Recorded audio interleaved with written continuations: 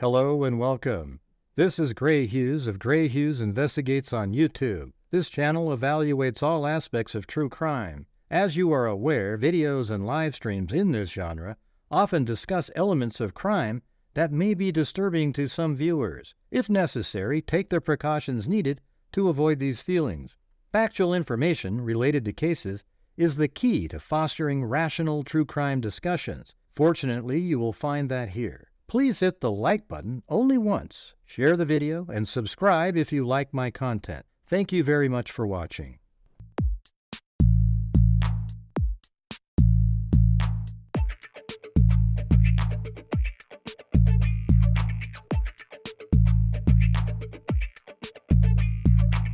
Huh?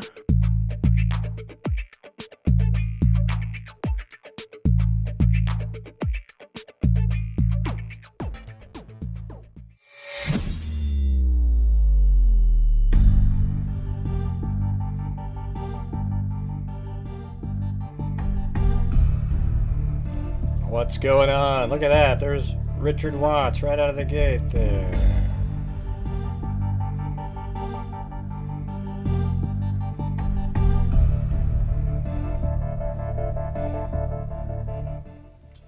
Hello, everybody. Hello, Lisa, Michelle, Pauline, Buckles, Alley Cake, Who's Your Mama?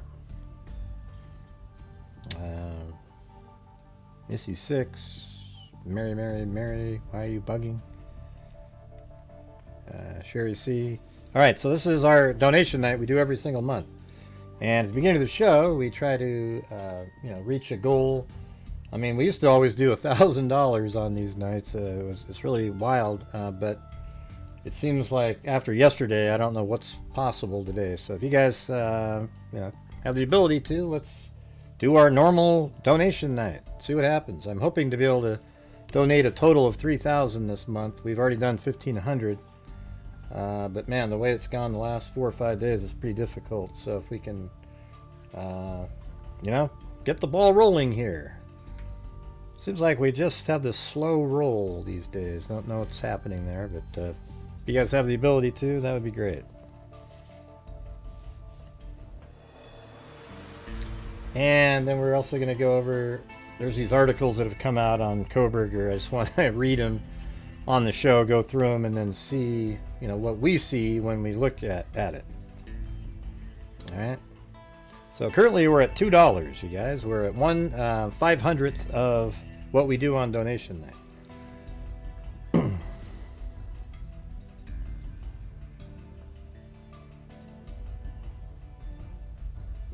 Now there's Common Sense.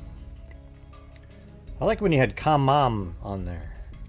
Or was I just misreading that the whole time? Thank you. There we go.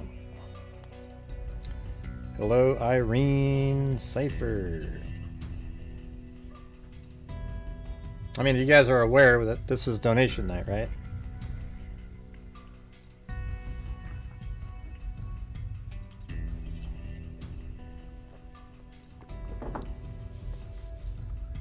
Yesterday, it turned out, was our lowest night we've ever had in the entire 6 years we've been doing this. Don't know what the deal was yesterday, but tonight feels like a very similar theme. So if you're, I don't know. I'm just tired of saying it over and over again. Hey, Richard Watts. All right. Thanks. Who's Your Mama? Not been on for a bit, but hope you're well. Yeah, doing pretty good.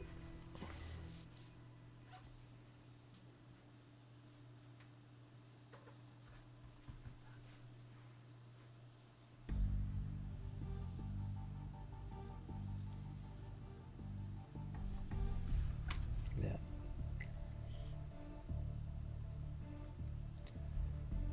I mean, I'm kind of nervous to get started on the what I'm going to read, because then nobody supports the channel. So it's like we got to get we do the first hour is when we do the donation night, get that out of the way, and then we spend the time going over a case or something at the end. So we're currently already 5 minutes in here. Hey, thanks, Missy6. Hey, Notorious Nance, how you doing?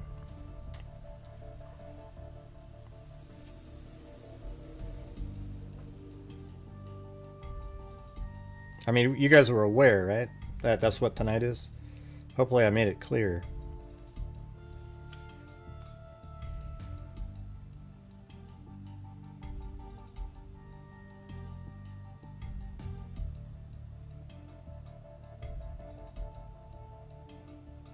Oh, and thanks to WNC Granny on a PayPal there.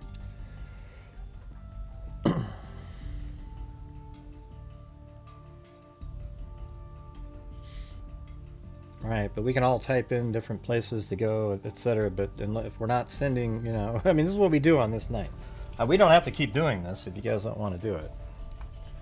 I don't, you know, it's been more of a stress than anything else the last year doing this. Can you cover Colin Gray's trial starting on February 9th? His son shot up a school in Georgia in 2024, and his father is charged with second-degree murder. The son is in custody. Maybe you could... Yeah, I don't know. I mean, what's interesting about it? See, I like to put together puzzles that are... or do something where it's confusing for most people or other people. I can put it together in a way that's understandable.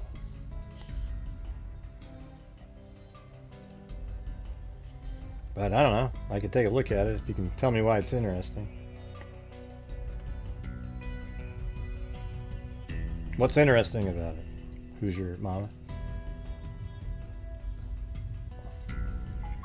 Are you talking about the Kohberger case? Yeah. Of course, that one's interesting. We've been discussing it since it happened. Thank you, Vicky Cobb. Believe it or not, we're already doubled yesterday's entire 3 hours of shows. And we're not even, this is like, you know, I don't even know what to tell you. Yesterday was a shocker. You know, it was really depressing.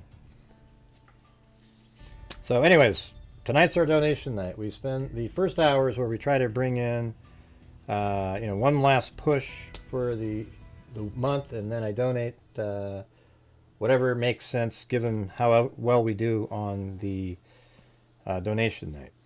And currently we're at $39.25. Does that sound normal to you guys? So if you're out there and or you realize that's what we do on this night, that would be great. Thanks, Jax.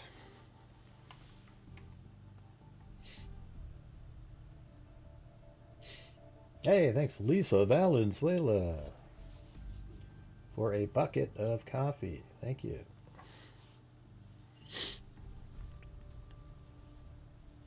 Thank you, Jax D.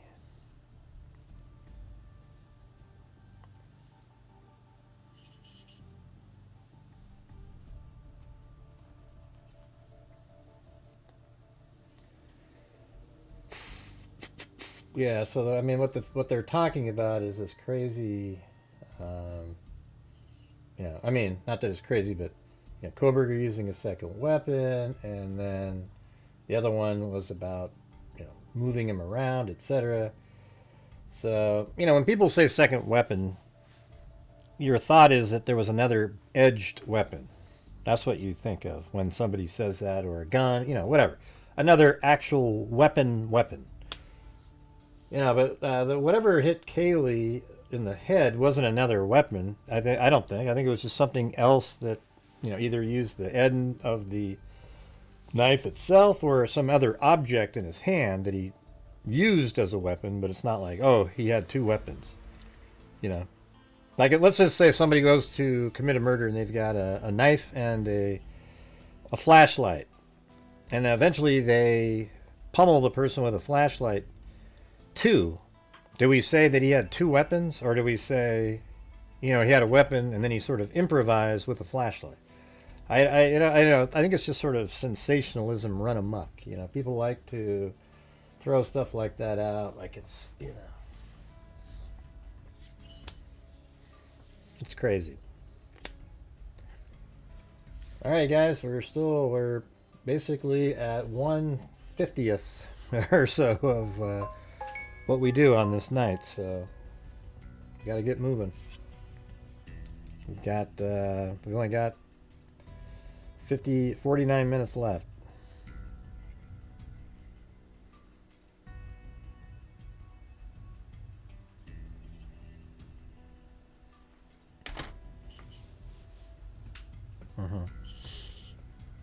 Yeah, I mean, you could make 1,000,000 articles on these images that have come out. Take one image and pretend it means all these different things and make video after video after video after video.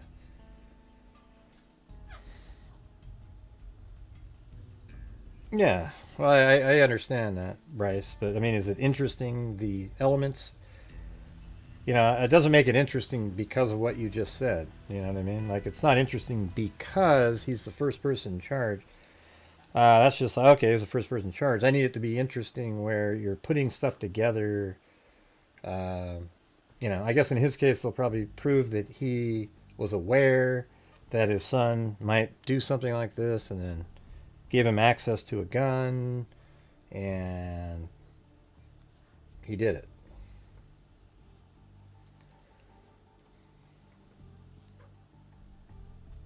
All right, so we'll be getting to that here in a little while here, but what we do on donation night, which is the last day of every single month for the last 6 years, if you look at this right here, when we started doing this all the way back in 2020, we did $22,000 for the whole year. All right, then in 2021, we got all the way up to $42,500. And then 2022, that was a really big year with ad revenue and so forth, because there was like Kohberger, Kylie Rodney, you know, all these cases back to back, Deborah Collier. There was just a whole bunch of stuff happening. It was crazy. So we were able to give $62,250. And then 2023, we did $57,350. And then 2024, we did $49,811. And 2025, we did $46,051. All right, now we're at the grand total. And I don't know if I think I just rounded down to have 500. I don't know if like I added that up, I don't think it would. It might, you know, we got 49,811. They're kind of random numbers at the end, but it's 276,500. All right. And the only way that happens is if we're doing well on these types of nights. So can you guys please help support the channel on our donation night that we have at the end of each month? We're currently at a dismal $49.25.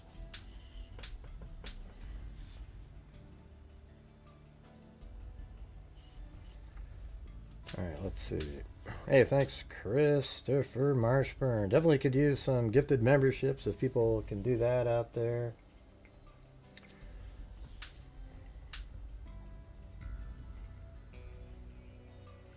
Yeah, let's try to focus on trying to get us to the goal, everybody, instead of, you know, randomly.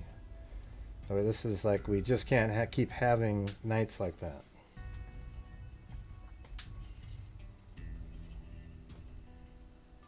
Thanks, Michelle H.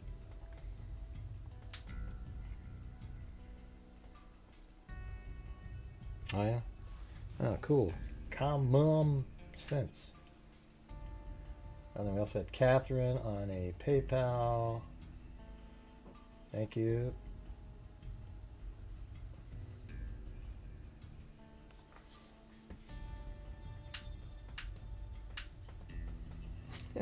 It's just so wild, man. You know, you watch somebody like Candace or any of the other Tom, Dick, and Harry conspiracy theorists, and it just is so much more enthusiasm to support them. And I just kind of at my wit's end here.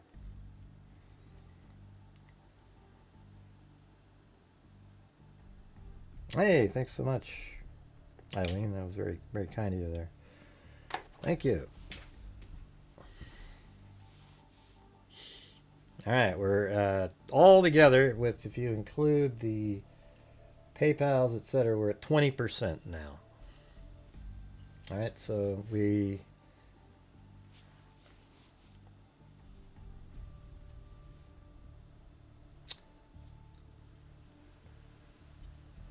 what do you guys want me to do? I'm just not sure. I have no idea anymore.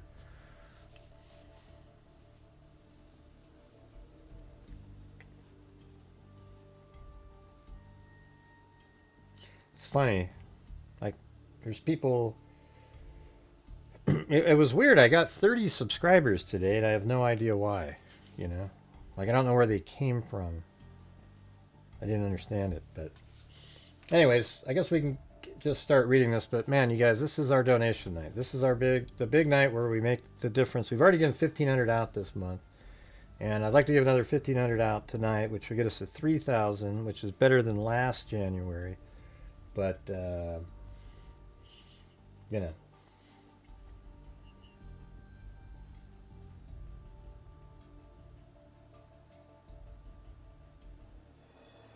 Yeah. Did you send something in there? Oh yeah, that was the PayPal. Hey, thank you.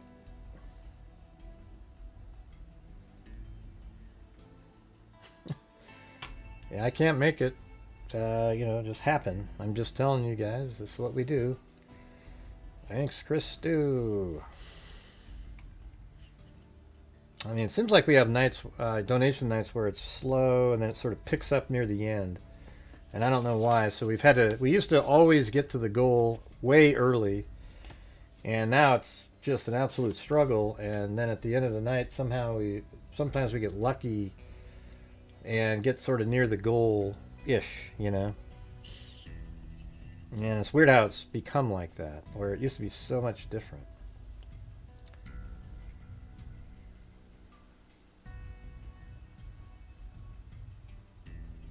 Hey, cool, Hillary.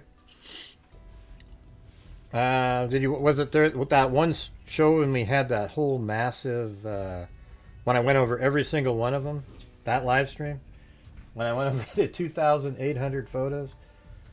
Yeah, I think that was a pretty good one. You know, especially since I have the 3D model, I can show you guys where it is and each of the shots and different angles of the, you know. I know what blood spatter, what it means, the shape of it on the walls and things like that. Hey, thanks, Timothy Cecil. Ah, cool. And you actually watched that whole thing, huh? I usually end up, those shows are just so full of trolls that it just, they always end up devolving.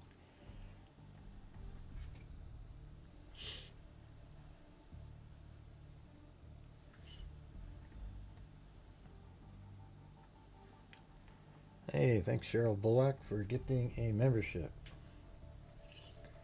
Alright, so anyways, what we've been doing for years here is at the end of every single month we have donation night where people send in super chats, whatever it is, you know, super chats, channel memberships, PayPal, blah, blah, blah, all of the different ones.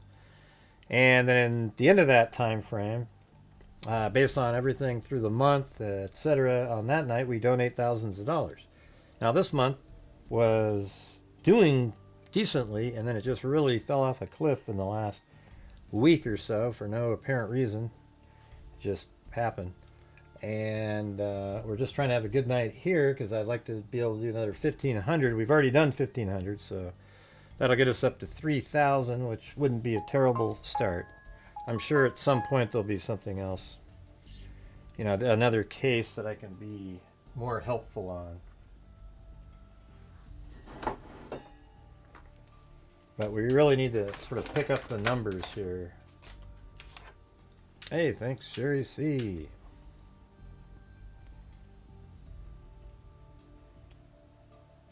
And thanks.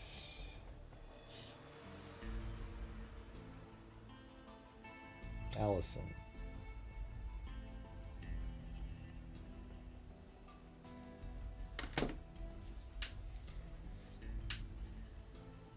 Yeah. See, this is one of these people that So here's the thing. See this dipshit, this Lord Webb that just showed up here? He's one of the trolls, right? So what the deal is we give out, my channel has a lot of generous people that give out free channel memberships to people.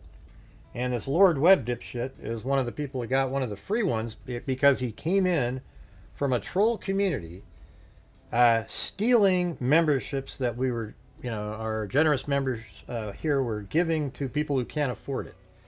So they get free memberships, then they come in and they make these asshole comments, and then we hide them permanently from the channel, even though they're green. These are not people who ever once paid for anything or purchased a membership. I mean, don't you find that disgusting? Put a 1 if you find it disgusting that people come in intentionally to get free memberships and they're trolls and they don't like you, keeping them from other people who wanted them. I think it's just one of the sickest things in the world. And the funny thing is they come in here trying to trash me when they should just look in the mirror and tell themselves what an embarrassment they are. It's sick. Absolutely disgusting.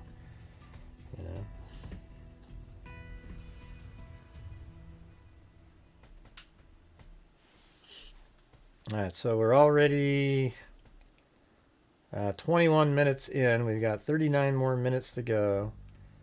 And we are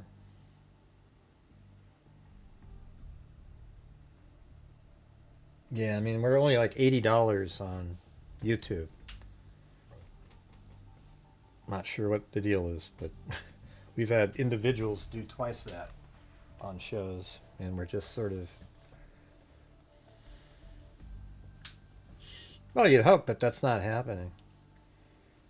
They don't, well, I mean, I wouldn't say all of them, but these idiot, these nut job trolls that are out there, literally coming in, making themselves available.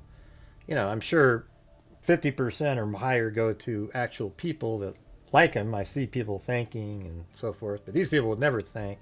They'd be going, "Hey, I got one, you guys." They're sitting in their little group going, "I got one, you guys. Ooh, ooh, ooh, I got one. Yeah." And you know that when you post a members only video and you get some down arrows, that's how you know that there's trolls watching. Who the hell would ever hit a down arrow inside your own, channel memberships? That never happens. So these are the ones that got the notification for the, the members only, go in there and then they dislike it. Just piles of crap. And they think it's funny. They're all, I can tell right now, "Oh, Gray, you're the one that's..." Yeah, Jesus. Yeah, well, you know what? I'll take it. I'll take it. If you want to call me a pile of crap, and we've given $276,000. I always notice that they never mention that. The trolls out there. They always go, "Gray, you're always asking people. Gray, you're always seeing if you can get..." Right. Because we actually make a huge difference out there. We've given $100,000 to the DNA Fund for identifying Jane and John Does, giving their name back. Right? We have a scholarship fund that we're close to putting up $24,000 in. We've already given 2 full sets out. A third is being voted on currently, and then the 4th round is almost completely funded as well. I don't feel any shame. What I do feel bad about is the lack of the sort of the as somebody quote said, the malaise. Like it just seems like people just don't really, "Yeah, great, yeah," and it's really frustrating. It's like we're giving up on all the cool shit that we've done, and I don't know, man. I can't make money grow on trees. I can't make people do anything. I ask you guys, and here we are again, just struggling. Don't know what to tell you. So we got Michelle H there, Monique, and Michelle Pate. Thank you. Yeah, I can't make money just appear. So, yeah, we don't know Fox 5, but we'll figure it out. I doubt he used his shoes. That's ridiculous. She took his shoe off. My God, where do you guys come up with this stuff? Let's see. You mean like he kicked them in the face, or took the shoe off and started swinging it.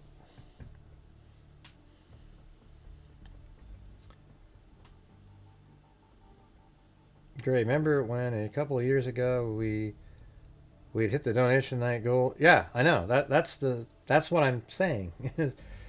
It used to do donation night, and within like 30-40 minutes we're already right there at the goal. And then it was amazing. We were able to even give more now, but look at it right now. We're at 1/10 of a normal night. It's just ridiculous, you know. Anyways, we got Bella Marie here who said she will gift let's see, she'll donate 5 memberships if 5 of the rest of you donate 1. So you just have to do 5 people do 1 membership, and then she'll donate 5.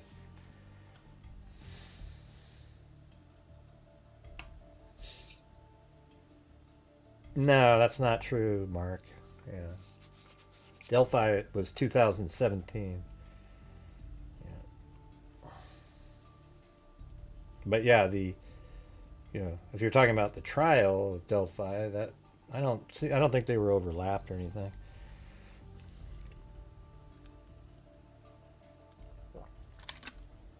Delphi was 5 years before Kohberger.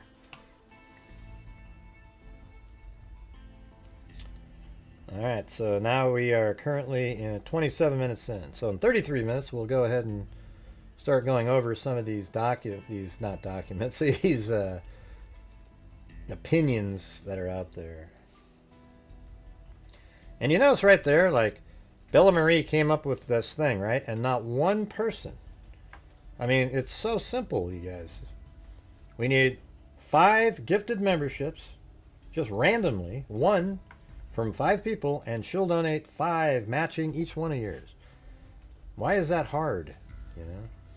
It's crazy. That's what I said. I said Kylie Rodney. It was Kylie Rodney, Debbie Collier, and Idaho 4 were all right around the same time. You know, the same year within... Yeah, I mean, I actually think Kylie Rodney was 2 months before Kohberger, and then Collier or something was right in between there. So there we go. We got Jax D. There's one of them.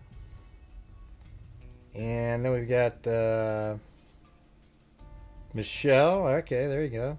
And Sherry C. So we just need 2 more of those.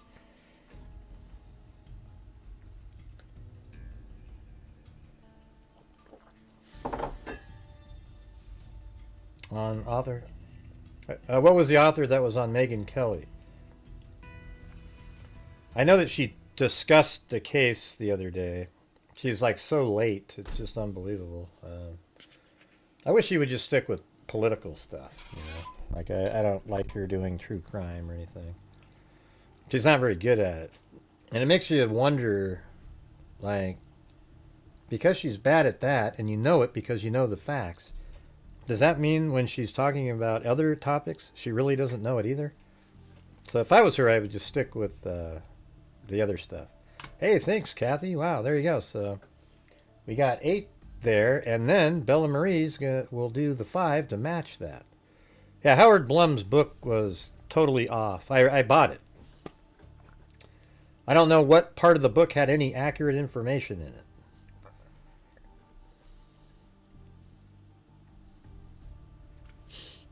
Wow, Bella Marie, geez, you doubled that up yourself.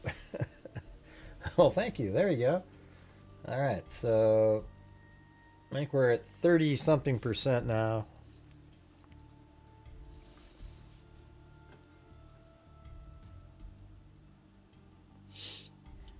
Yeah, well, the Kylie Rodney, you know, that was some of the...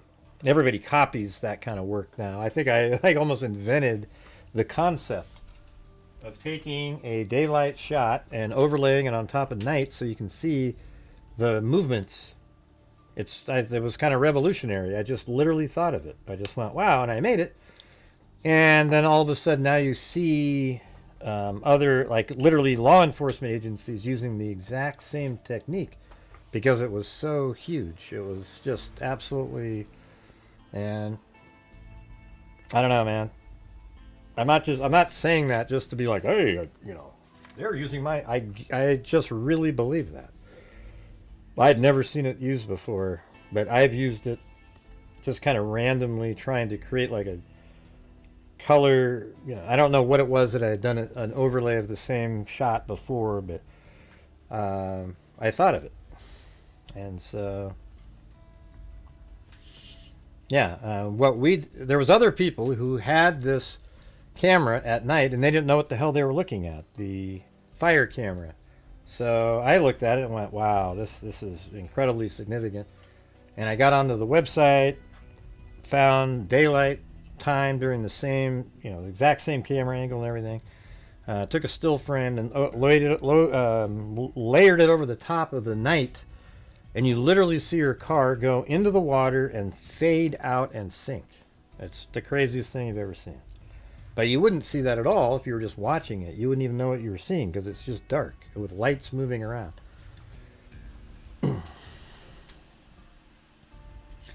So anyways, you guys, we're still really struggling here. So if we can get some, you know, get you guys going. We are, I think, probably like 35% now. So if you guys have the ability to, this is our donation night here. Right, but people kept arguing and saying that that was a fake video, or Mark, yeah.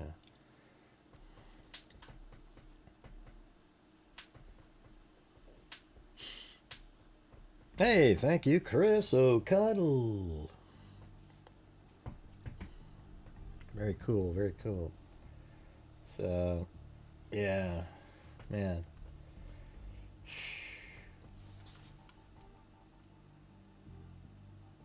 So what do we got in here? We've got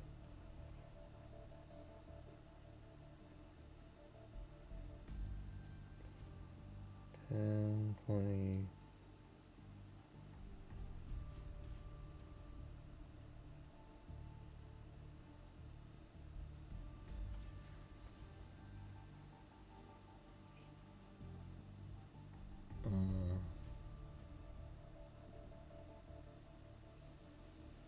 Yeah, we're like 34%. All right, but anyways, you guys, this is our donation night. We've got another 33 minutes of this push that we do, but if we don't reach there, I'll just gonna have to do the whole show and hope to God, you know.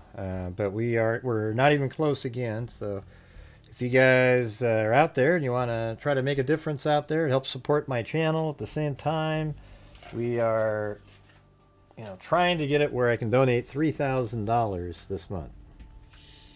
And we've already done 1,500, so I'm hoping to do another 1,500, maybe give 500 to our scholarship fund and 1,000 to the DNA fund, where we didn't give any of it to them last month because last month wasn't that great either. It says it in the title. Malfi, go read it. Yeah, it's right there. But this is what we do on donation night, is we spend the whole first hour trying to reach a goal, one last push, and then we're going to go over these I keep wanting to say documents, but they're not documents. What did you guys notice in the Megyn Kelly piece, or whatever the hell you want to call it? Was it interesting? Because he said a lot of stuff that just wasn't true in the book, right? So how do you reconcile him coming on and being interviewed? You don't even know what he's saying. You know? I mean, it was, when I first heard it, I was like, wow, that's crazy. Wow, that's amazing. Man, and it turns out it wasn't real, you know?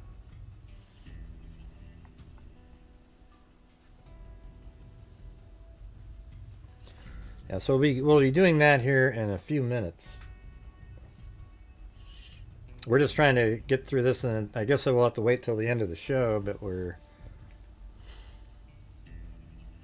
need some challenges again. See if we can get some more of those going, because we're still at, yeah. Usually on donation night, believe it or not, we get up to right around $1,000 total, which is $700 that goes here, you know, after YouTube takes its portion. And then we, usually boost up at least 500-600 more we donate. Hey, look at Bella Marie said she'll donate another 5 if you guys do 5. So that's another similar challenge. So all we need is 5 from either multiple, one person can do 1, another person do 1, 1, 1, 1, 1, or one person can do 5, or hell, 10 of you can do 5, and then we can get the ball rolling.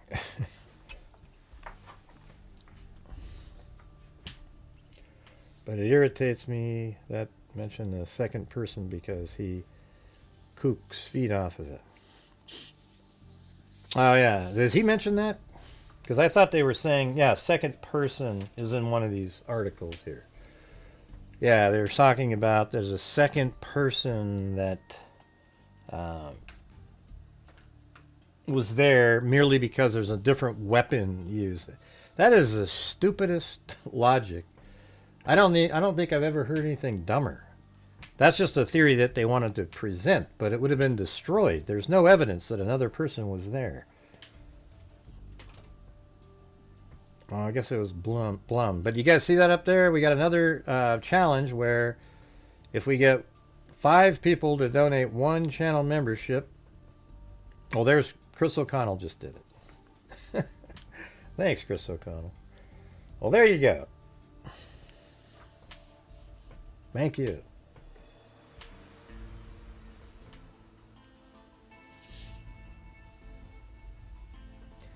And hey, moderators, when you see these new people get memberships, can you go check out how long they've been here for? I know it's kind of a hassle, but it'd be nice just to kind of get rid of some before they even, if they've only been around for a week, forget it.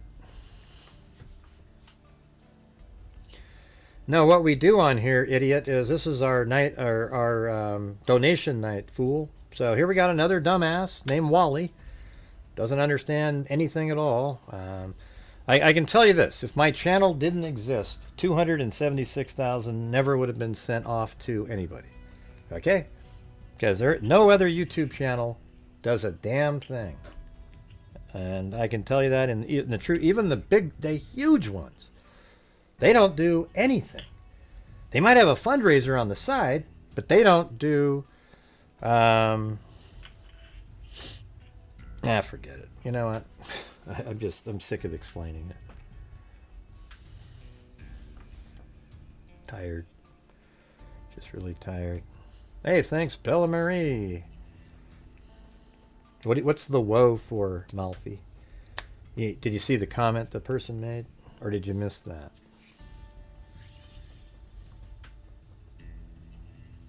Yeah, welcome, new channel members.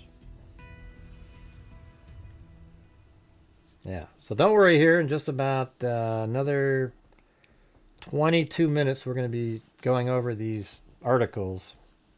If we somehow miraculously reach the goal by then, I would donate the money at that time, but it sounds like it's going to be one of those long, slow things where it's not happening.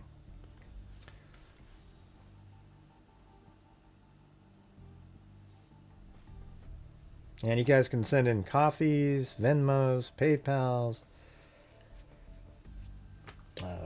Cash App even, I think that's in there, right? Does that actually have a thing? I don't know. Or maybe it's links. Yeah, there it is right there.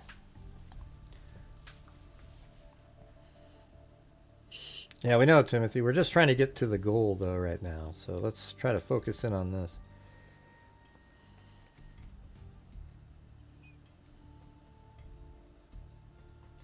YouTubers that give back, and he's accurate. The other shows are...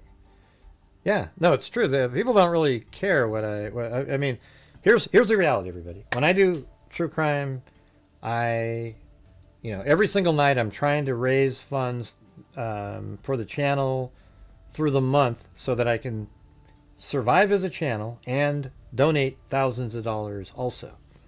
Okay? And we've done that.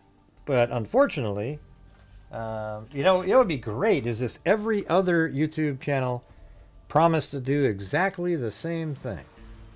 But they don't give a nickel, and they make way more than I do. I can tell you, my show, it's a struggle, just a absolute.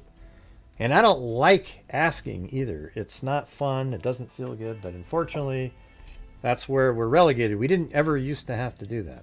I do this show tonight. I'd be sitting here quietly, and it'd be ding, ding, ding, ding, ding, ding. You know, people would just be, and that's just how it was. And somehow it just changed. There's actually no reason for it. It's just the way it is. All right, let's see.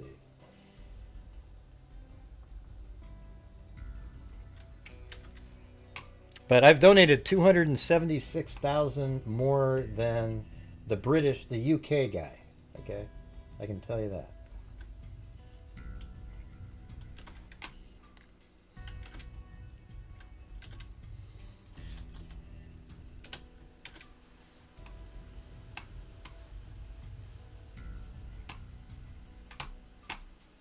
And then the idiots would go, "It's not you, Gray, it's the other." Well, the people are supporting my channel, and then I'm able to do it. Okay? Thank you, YTBKT.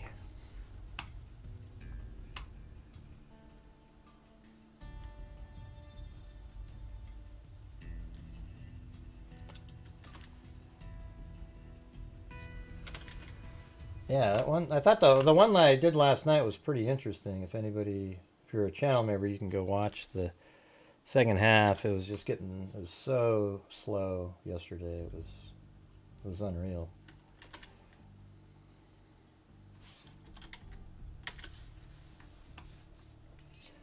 All right, so there we go. We got TK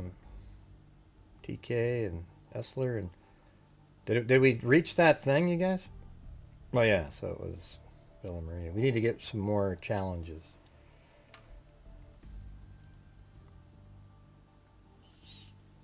I mean, who the hell believes that he has there was another person with him? I mean, it's just stupid. See, if people don't, I don't even think the conspiracy people believe it. They just think, oh my God, more content. Holy crap, I can trick all my viewers into thinking that there really is another killer. Yay, I got so much more content. Now I can talk about that other blood that was there, and we can pretend that that was the other killer's blood. And, you know, hell, I'd be good at it. I'd be fantastic at just pretending that there's something else out there. How do you know, though, Gray? How do you know they didn't look into it?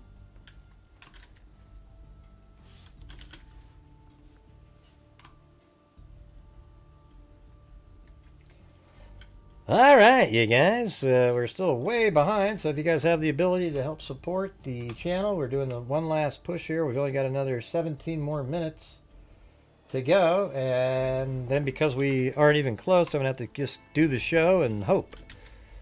So we'll see how that goes. But thank you all for those who have helped out, and you're here and hitting the like button, etc. I'm just collecting, and I'm putting all the names because if you send in $5 or more, you get a shot at a notebook at the end. So while we're waiting here, I'm putting those in. And for every 5, too. Like if you send 20, you get 4 pie wedges, I guess.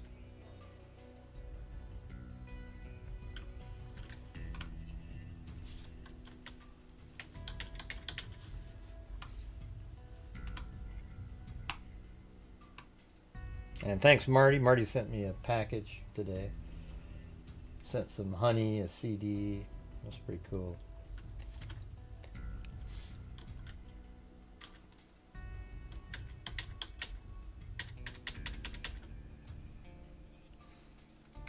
It was natural honey. It tasted good. Had a spoonful already.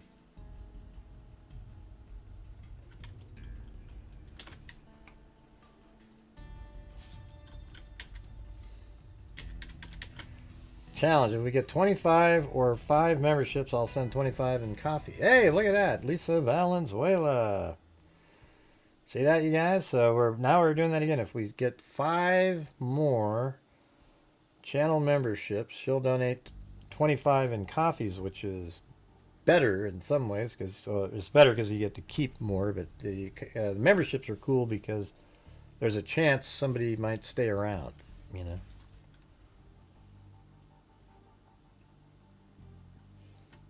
So thank you, Lisa Valenzuela. I'm just filling this out.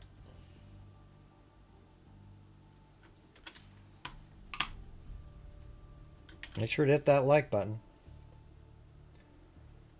Yep, I see it up there, but those challenges are only good if people are doing them.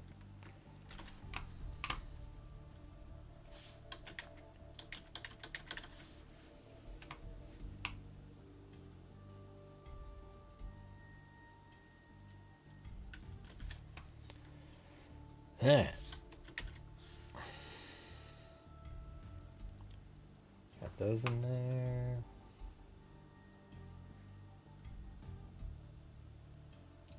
Hey, thanks, Jolene.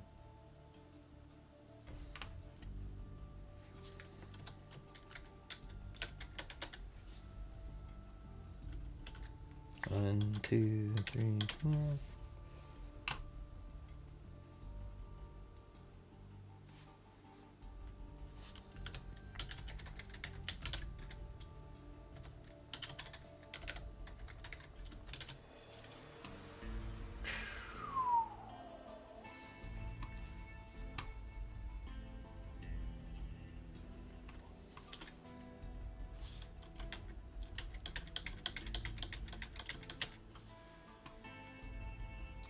And Valenzuela.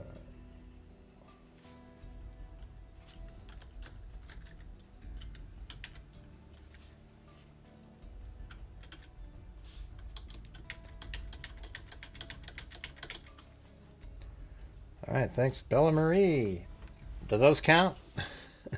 Lisa, like, I think that's 2, right?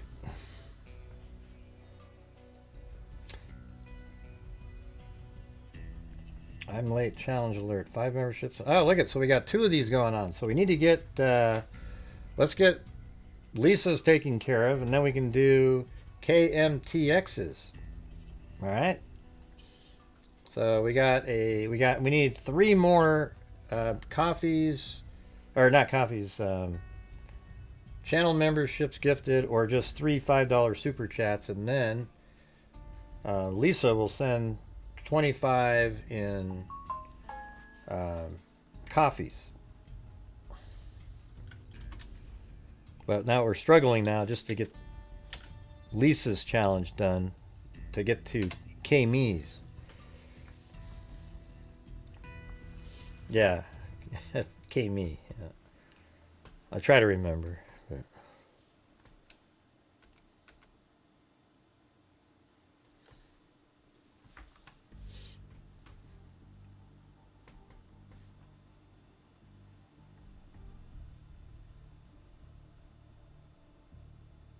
Do you guys see that up there? Lisa Valenzuela's challenge, and then we've got another one, K-Me's right after that. Those are the things that help try to get to the goal somehow.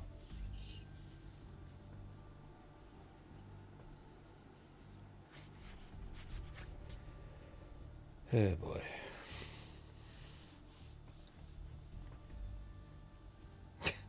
I don't. I think it's the most stressful night of the month. It's just so hard these days.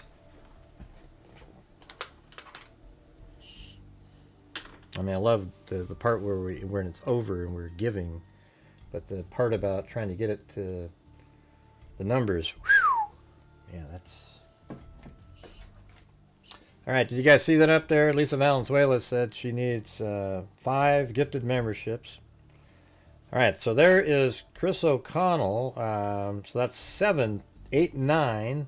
We just need 1 more, and then that'll match all of them. So Bella Marie just did that. Okay, so all we need is one gifted channel membership, and that'll satisfy Lisa's and Kami's challenge. All right.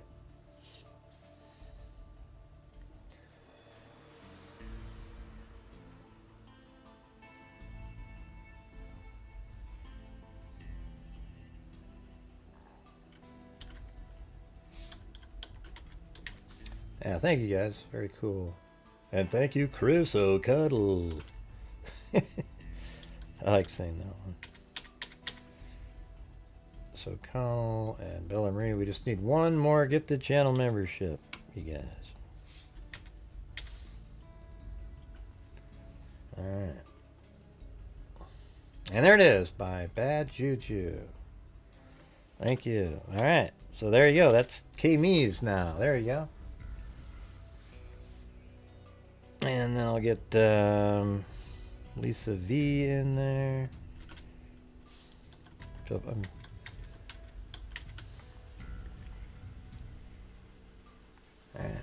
got it.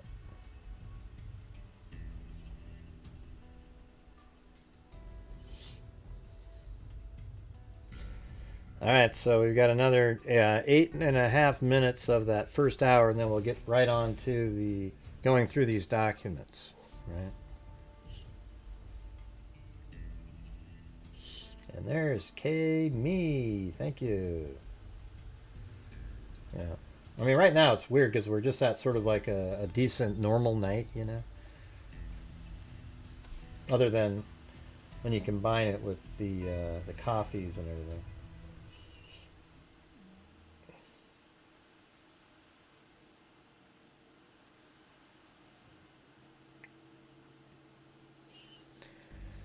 All right, cool. Yeah, we'll see how. I know. Yeah, Bad Juju finished off a challenge. All right, so we just have another 7.5 minutes of this. So if you're wondering, see, over the last 6 years, my channel every single month, you know, brings in whatever it can, ad revenue, super chats, etc. You know, just however we do it. But at the end of each month, and sometimes during the month, we donate thousands of dollars. Not just, you know, not insignificant amounts, you know, like we're like big amounts of money. And over the years, we've given Texas EquiSearch over $30,000. We've given the National Center for Missing and Exploited over $30,000. We've given RAIN, which is Violence Against Women, over $30,000. We've given $100,000 to a DNA fund. Using Identifinders International with Dr. Colleen Fitzpatrick. And then we have a scholarship fund that we've put almost $24,000 in so far. And then we have, you know, thousands and thousands of dollars to other charities, like even Ethan's Smile, the one for the girls, I forgot the name of it, but we've given thousands to each of those. Libby Nabby's Ballpark, thousands of dollars. It's, you know, it just goes on and on and on. Black and Missing, Indigenous, I think it was Indigenous Missing Women. We've given some to Tunnel to Towers, Wounded Warriors, the Cajun Navy. I mean, we've made a huge difference, okay? So whenever you get the trolls coming in here and they're just trash and trash and trash and trash, just realize that we've done a lot of great stuff over the years. All right? They just don't like me, and it all started from one disgruntled moderator who turned it into an industry of nut jobs. I mean, absolute crazy people. So, anyways, that's where it all came from.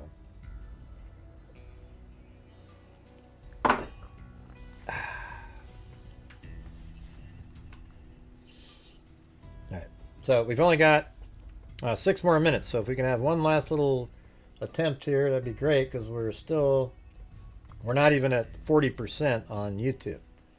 So we're probably at like 50 something percent if you combine outside, but let's see.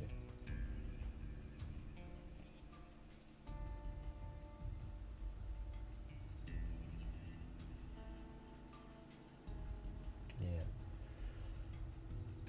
I'm just trying to get the numbers so we can 10, 20, 20.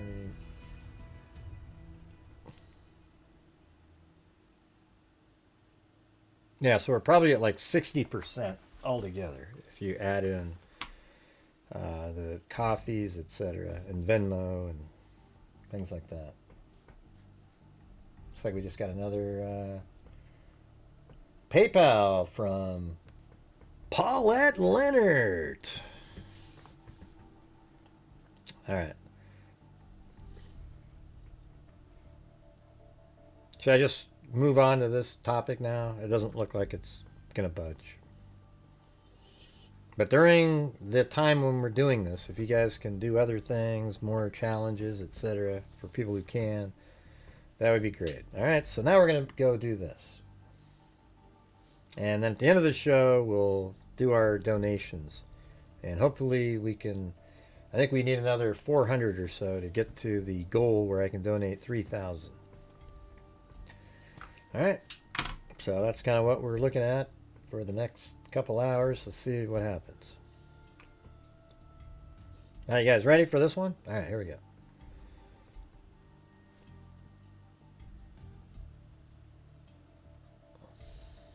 Yeah, we'll see.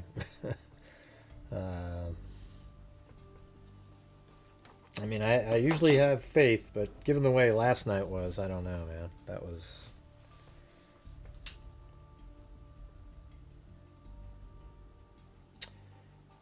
doesn't show Min riots that are actually old. I don't know what that means. Oh, Minnesota riots? Yeah. Well, I don't even show, you know. I mean, all I ever say about the Minnesota situation is that, you know, a lot of errors happen, but none of the errors should have had to happen, because the governor and the mayor should have told their citizens to allow ICE to remove violent criminals and let them do it, and don't stoke their own citizens into protesting violently. And, you know, that creates a situation that can become very dangerous, and it's just so obvious. And I don't know why people argue against that. You know, I don't really understand it. It's so simple. You know, law and order protects lives, and law and order is the only way to have a civil society. You can't allow people just to be keeping law enforcement from doing legal actions and exactly what the voters wanted. All right, so there you go. Hey, welcome. And how about, we got another minute 20 here. And also, I think it's crazy that they're making Renee Good into some martyr. She was the worst person I've ever heard of. I mean, just a nightmare of a human being. And Preddy, where originally I was like, man, you know, he turned out to be a pile of crap too. I mean, look what he was doing, spitting on an officer, and then he broke the taillight with a roundhouse kick a week before. So he wasn't some shrinking violet sort of, oh, you know, sort of a goody two-shoes guy that just happened to get caught up in the wrong situation legally carrying a gun. This guy he was a nut job. All right, and he put himself in a situation that, like, if you're resisting arrest by police and you have a gun on you, really bad things can happen really quickly. And that's exactly what happened there.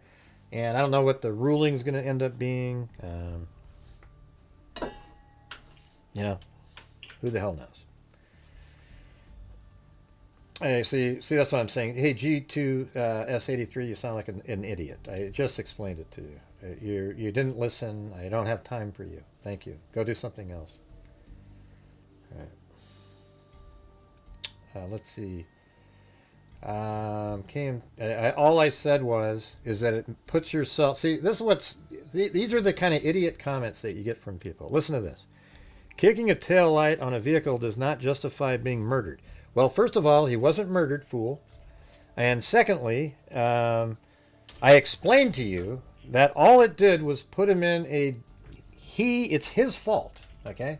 It's his fault that he got killed. And it's the mayor and the governor. They stoked up people to show up to these events, violently doing whatever they're doing, getting in the way of law enforcement activities, and he had a gun on him, and he started resisting police, and he created the situation where he ended up being killed. I'm sorry for your confusion, okay? Victim blaming, incredible. Get the hell out of here, loser. I don't have time for you. All right, thanks. Good luck. I'm just telling you. And one of them yelled, "Gun, gun, gun!" It created a confusing situation. Two of them went back and started firing because they didn't know what the hell they had in front of them. They only had a second to react. And none of it should have happened at all. That's what I'm telling everybody. I said at the very beginning it was an error on the police's part because the gun had been removed, but it just was going so fast, things were happening. And it's understandable. That's the part that, you know, these wackos that just show up in here, they don't seem to understand. It's really obvious. You know, and every time I say this, you get these bleeding heart liberal wackos that show up and they go, "Oh, I'm unsubscribing, Gray."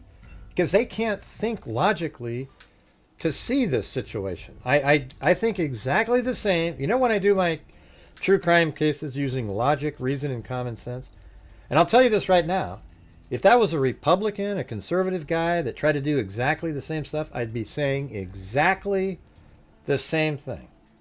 I would say exactly the same thing. And that's it. You know, like, you know, the girl that was shot in the Capitol during January 6th. How come that's not a big story? She didn't have a gun or anything on her. She just climbed through a window and got shot in the face by somebody there, right? And that's her fault, though, because she put herself in a situation that created a situation like that can happen. And that guy never got charged with anything. He didn't get charged with the damn thing. Was that murder too, nut job? Hey, G2, if you could ever comment again, you can't because you're no longer on the channel. But when the lady was shot in the Capitol, was that murder?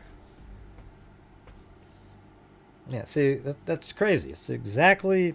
That's even worse, though, because she didn't have a gun. She was just exercising her right, you know, climbing through a window. What's wrong with that, for God's sakes, huh?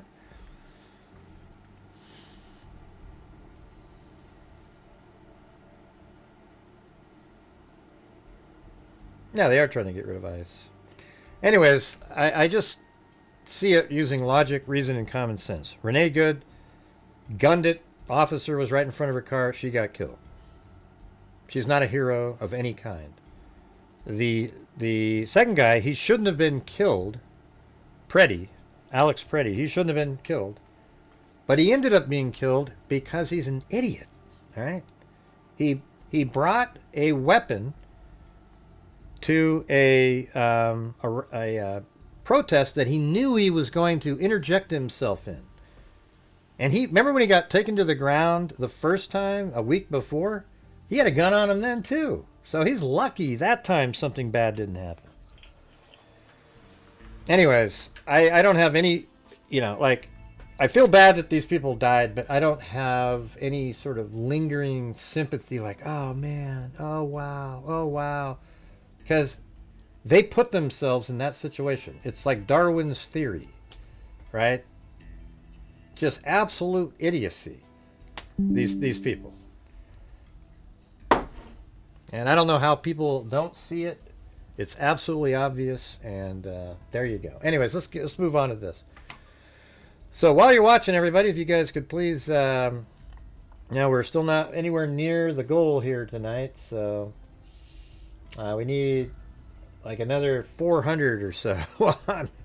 If we could somehow get a whole bunch of more channel memberships, some challenges going by some people, maybe we'll have a shot at it. All right?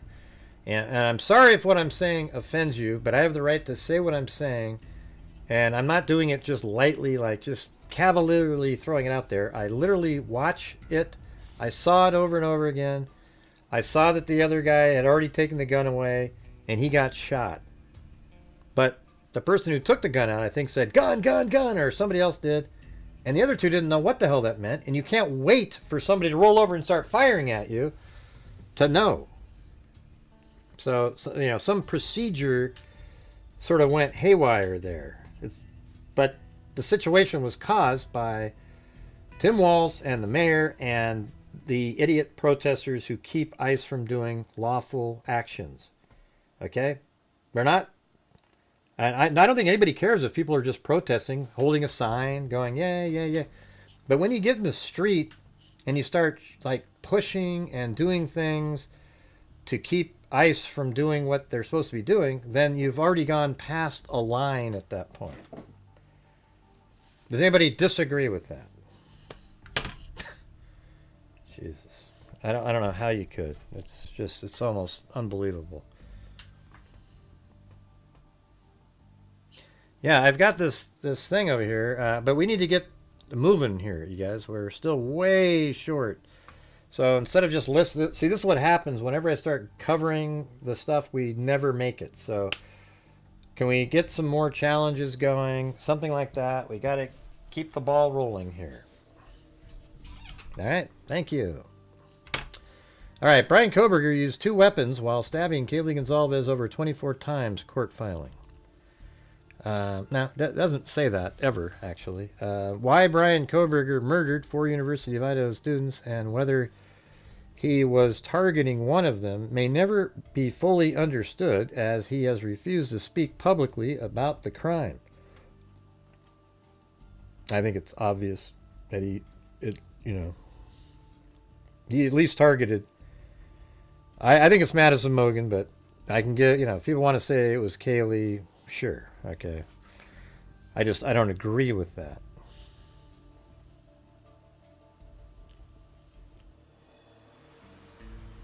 You don't agree with me?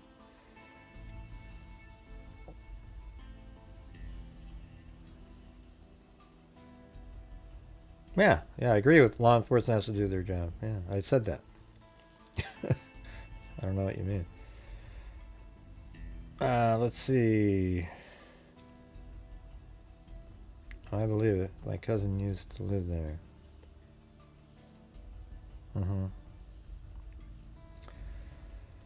But can you guys look in the chat here? See how we just completely stopped? And we're not even close? So, as a unit, can we get moving on to the goal, please? Thank you. Gray, but I didn't like what you said about the Border Patrol.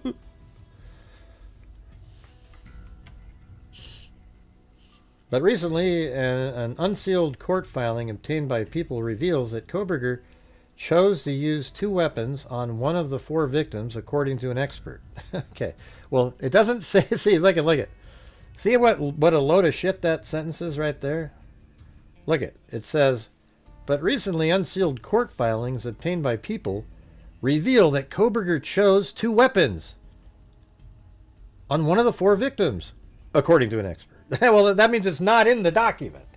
Okay? You see that already? It's just such dishonest typing there. Oh, yeah. It's in the court documents reveal, according to an expert.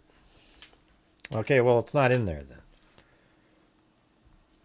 Dr. Brent Tarvey, the forensic criminologist hired by Kohberger's legal team, stated that Kaylee Gonzalez was attacked with 2 different weapons and suffered 2 different forms of wounds in her review of her autopsy report, a portion of which appears in the unsealed court filing.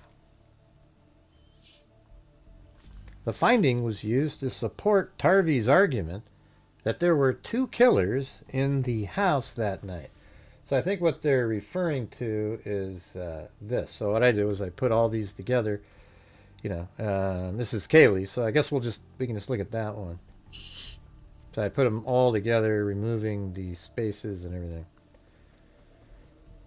So, stabbed incised wound of the scalp, face, neck, 24 plus, and then stab and incised wounds of the chest, stab and incised wounds of the upper extremities. And by the way, while we're talking here, You know, if you notice none of this stuff is really happening anywhere on their legs or anything like that. And the upper chest is really, so, you know, wounds of the chest, 11, and then upper extremities, 3, punctures of the outer table of the skull, injuries to the teeth and tongue, perforations of the subclavian artery and vein, hemorrhage into the chest cavities. Blunt force injuries include scalp laceration, bleeding around the brain, nasal fracture, scrapes on the nose, cheeks, bruising around the eyes. So I guess that's there, but there was another portion. I guess I don't have that here. There might have been notes that let me go look.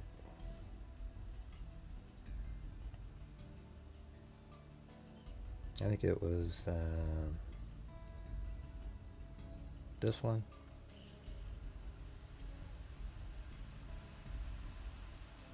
All right, here.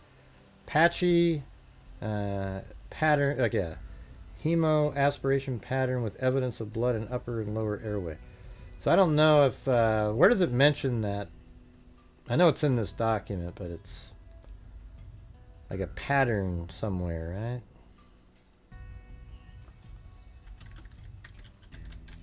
Maybe that's the word. Pattern.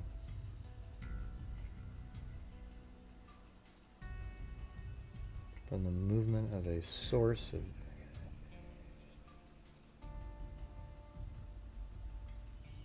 I don't know what page that's on, but there was some sort of blunt,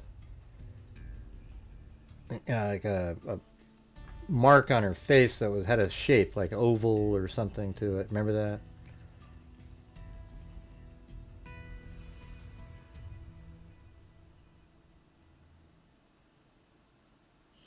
Hey, you guys, we're still just at the same number. We got to keep moving them forward here. Any chance of that? That's what happens. Every time I start going over the articles, it just, man. This is our donation night. We're trying to keep moving forward here. Yeah, they do, Jolene. They totally have blood on their hands. Tim Walz is an evil person. He's not who you think he is. At least two look at right here. It says the finding was used to support Tarvey's argument that there were 2 killers in the house that night, a notion that prosecutors reject in the filing by saying a single individual, is that in this one? Can carry out 2 different types of attacks. Maybe that was in one of those other court documents, because I downloaded all of them. Tarvey wrote, at least 2 suspects were involved in the attack. This is indicated by the fact that multiple weapons were used against Kaylee. Let me see if that's in this document. The word multiple weapon. Alright guys, please help support the channel. Alright, here it is right there.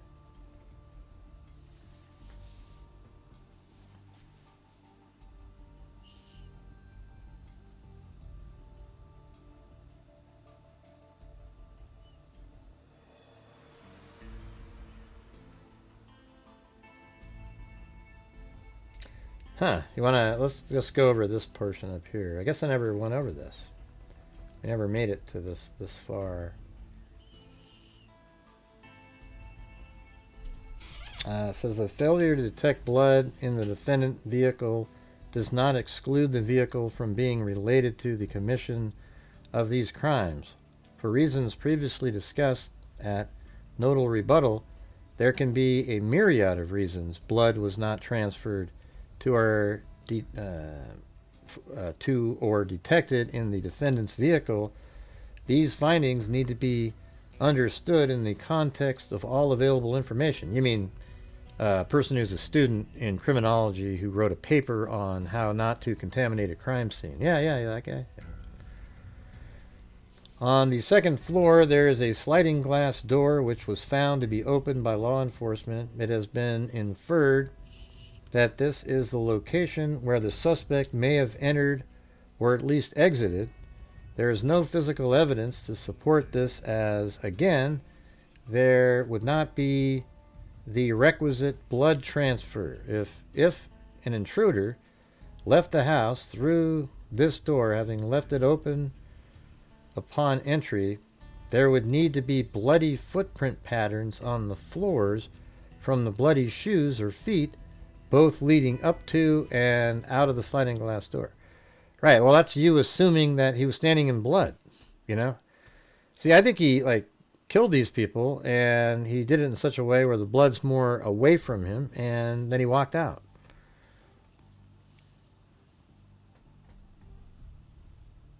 You guys, how come we've completely frozen in here? We just mentioned a minute ago. Finally, Timothy Cecil. Hey, my God, it's a miracle. We're trying to raise, we need another 400 to reach the goal tonight. And we need the people that are watching to do it. This is what we do on our donation night every single month for the last 6 years. And we're just absolutely struggling. And as soon as I start covering something, it gets even worse. So if you guys have the ability to, that'd be great. Maybe we can get some more challenges going, something like that. All right. If the sliding glass door was in an open position when the intruder entered, or if it was left in an open position after the intruder entered, there would be no need for the intruder to touch the door. Right. Yes, that's what I think. Like if the door was left open, and maybe that's what maybe that's exactly what Xana saw. You know, maybe she looked when she went in the kitchen to heat up her DoorDash or whatever the hell it was. She was like, "Oh wow, that door's open." You know. Hey, thanks so much there, all you guys. Timothy Cecil, Lee Hilliard, and Adam, what is it? Dom C. Man, some of these names, it's hard to read them. Thank you. All right, and then it says the assailant could have removed bloody gloves or removed bloodstains before leaving. Remove bloodstains. The extent of secondary transfer inside the crime scene by someone other than the decedent is minimal. There are 3 possible exits. Right, well, here's the thing, everybody. 3 people were killed in the bed that they were in when Kohberger got there. Only Xana Kernodle was moving around, and that's the one he battled with, and the person who had the most injuries. Alright, we know. Yeah. Let's see. Sure, I mean, you're saying that the food plate was in the room. But we don't know the timing, you know, which way he went first or second. You know, did she go back to the kitchen later, knowing that there was something in there? Because those fries were still in there. I don't know if she would bring her plate. But yeah, I mean, maybe she had already gone to the kitchen and it being open was irrelevant. But maybe that's how Murphy got back. Well, Murphy probably was already let back in by Madison because she probably wouldn't go to sleep, nor would Kaylee, because Kaylee wasn't really like highly intoxicated, so she would have made sure that Murphy was in the house before going to sleep. Don't you guys agree with that? So Murphy would have been in the house already, so the door being open, you know, he came in, he left it open, he wouldn't have to touch it again. Wouldn't need to have transferred blood. He just walked out. The only thing would be his shoes that might have had blood on them. That would, you know, I mean, maybe something could have dripped off his knife or something, but he may have wiped his knife on something, and it's not dripping. And he obviously had blood on his clothing, but it's not as much as people always think. Thank you, Dennis.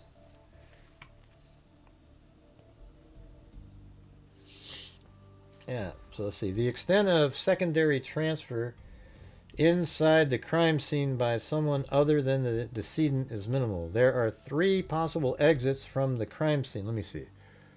3 possible exits would be the first floor, the second floor slider, and then, I mean, I guess you could go out of Kaylee's, you know, slider and come down, or what are they going to say? Exits from the crime scene, and there are no visible footwear transfer stains or secondary transfer stains at any of the exits. Right, but here's the thing, everybody. Let me ask you something. Here's the question that the nutjob pro-burgers never ask anybody. Somebody committed these murders, right? Put a 1 if somebody committed these murders. Put it in there. Somebody committed these murders, right? Everybody knows that. So can we all agree that whoever committed the murders didn't leave the footprints, etc., right? Do we all agree with that? Okay? I'm waiting for the replies from people. Do we all agree that they were murdered and whoever did it didn't leave the footprints, etc.? Now, let me ask you another question. Who would be more likely to not leave footprints? A random schmo killer or a killer who is a doctoral student in criminal justice and wrote an actual thesis paper on how not to contaminate a crime scene? Who would be more likely to not have had that occur? Because whoever did do the killing did it in such a way where they didn't leave that information, the blood stains, etc., right? So wouldn't Kohberger be more likely to be a person that could get away with that than somebody else? Because we actually know it did happen. All right, we know it happened.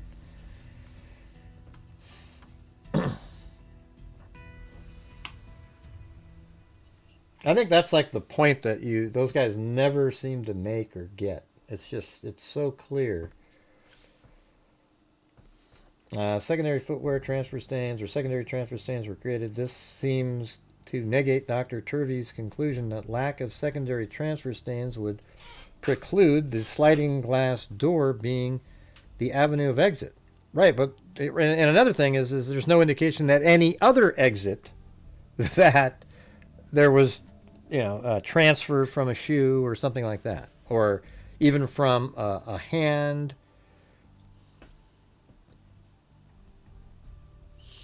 I'll tell you, the one stain that's interesting to me is the Ethan Chapin stain on the inside of the stairwell, the top part going downstairs. That's pretty weird. I gotta admit that. That's a crazy spot there. I don't know how that would have got there. I mean, the only way that makes sense is that one of the techs that came in or the coroner did it. All right, let's see. Well, we still need another 350, you guys. I know that's a lot to ask, but that's what the normal monthly thing is. Let's see. The Turvey indicates that Gonzalez and Mogan were posed. Wow, where is this coming from? I will admit, though, when I looked at them, I was like, man, it just seems so like they're just sleeping. And when you look at okay, so that's why I had this open up to this particular page here, because you go right in there and you look at it, that's right when they're coming in, and so they're underneath the bed here. Yeah, that's not a good one. And I don't know if when they came in and they checked to see if they were alive or anything, what that means. But when you look at that, isn't it sort of interesting that it's so up on them, as if they were kind of like curled in? I mean, they could have been sitting up against the wall, or like Kaylee could have tried to do something like that, but I don't know. I think it is sort of interesting. Did he pose these two? And then that would even give more credit to the portion about,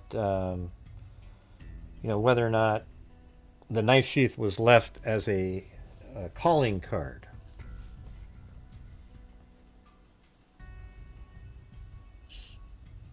Well, you think he does. You don't know if he did or not. Yeah. Right. We don't know. There's no indication that he did. All right, let's see what it says right here.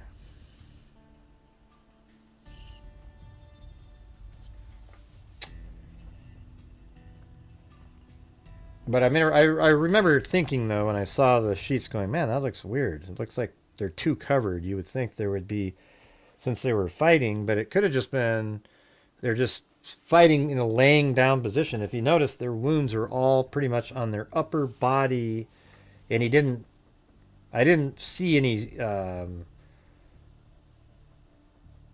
like knife marks on the comforter. I mean, I didn't look that hard, but I didn't see anything.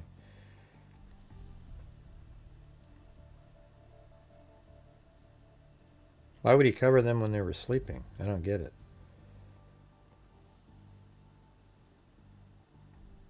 Who are you talking to, Lindsay? Do you think he would have had the strength after that, what he did, and take the chance of transferring more blood on himself? I don't know what that means.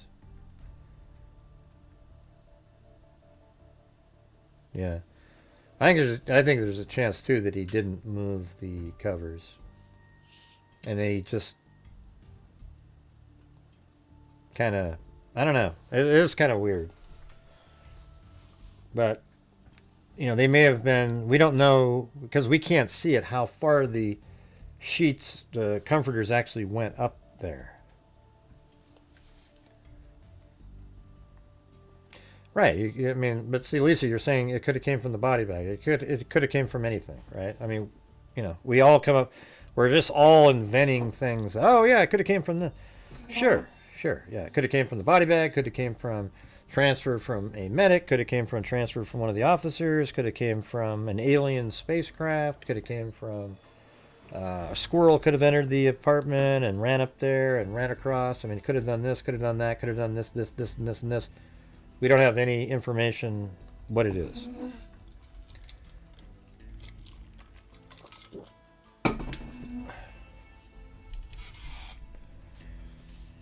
All right, so it says the evidence suggests that after both victims were killed or unresponsive.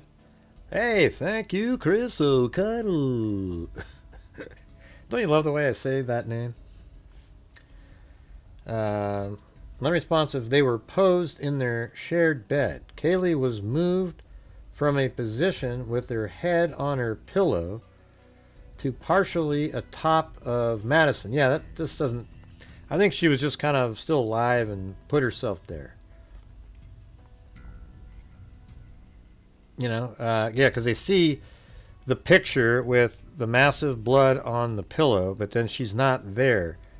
And so I don't know why that means she was posed. Posing is possibly, but they do say though, posing is a possibility, but not a determination that can be made. Right? That's what I always tell people. Like a minute ago, when people say, "That's what I think," well, we don't know, right? I think he was in the house for like 5 minutes, 5.5. From 4:13ish to, he parked at 4:08, but I don't think he entered the house for a while. I think he still kept monitoring, did his blood spatter mitigation prep, and then eventually goes into the house. And law enforcement said he could have done it within, at the fastest pace, like 2 minutes, and then 3.5. But I'm just going to say 5. It's smooth. Oh, come on. Anyways, thank you.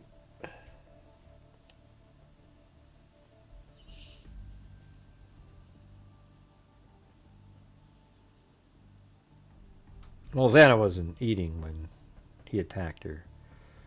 Yeah. As Dr. Turvey states, posing requires an intentional act. This refers to intentionally arranging the scene for effect. In the, I mean, see, the thing is like my theory is Kohberger wanted to be the perfect, quintessential serial killer. And I think he wanted to leave a calling card. He wanted to, maybe he did pose people. Yeah. I mean, I guess we're just never going to get to know. It does say even in here that posing is possible, but not a determination that can be made to the exclusion of other explanations. Right. As Dr. Turvey states, posing requires an intentional act. This refers to intentionally arranging the scene for effect. In the present case, the bodies of Kaylee and Madison were posed together after the lethal attacks suffered by both, and then they covered together with a comforter. Kaylee is moved from a position with her head on the pillow to partially atop Madison. There are discrete transfers on the pillow consistent with contact being made by Gonzalez's bloodied head. But these discrete transfers could be the result of several mechanisms. Yeah, I mean, there's just so little time in here. So it just seems to me like maybe Kaylee was still alive and just kind of went over there. We don't know. I mean, to sit there and say that he posed them is a little much. Purposeful movement before she was murdered. Unresponsive movements of her head. So it says there are discrete transfers, and it says there could be several mechanisms. Purposeful movement before she was rendered unresponsive. Right. Exactly. That's what I just said. Not as eloquently as they did, but that's what I was saying. Yeah, like I do say, Marty's Bar and Grill. Movement of her head caused by blows, or in the... we didn't get one cat eye donation in here. Remember how on donation night there'd be like 30 of those? I mean, not 30, but, like 10. And it was just like, just easily get there to the goals and everything. It's crazy, the difference.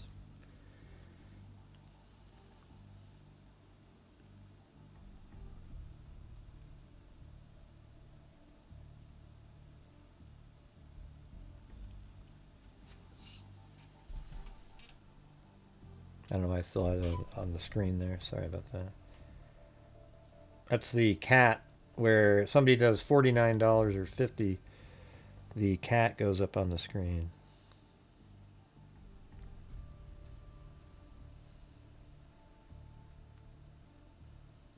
Yeah, let me look at something. Where is that? Is it in here?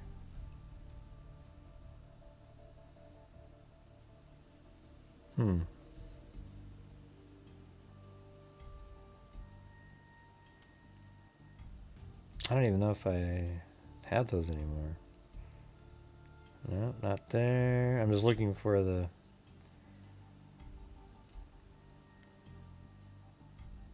I'll have to redo it at some point.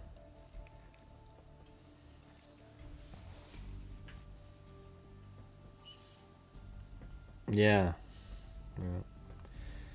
But anyways, you guys, we're still woefully short, so if you're out there and you have the ability to help support the channel on our donation night, that'd be great. We're trying at the end of the show, we'll be donating some money out there to true crime related charities. We've already done $1,500 this month, so that would be great. Thank you.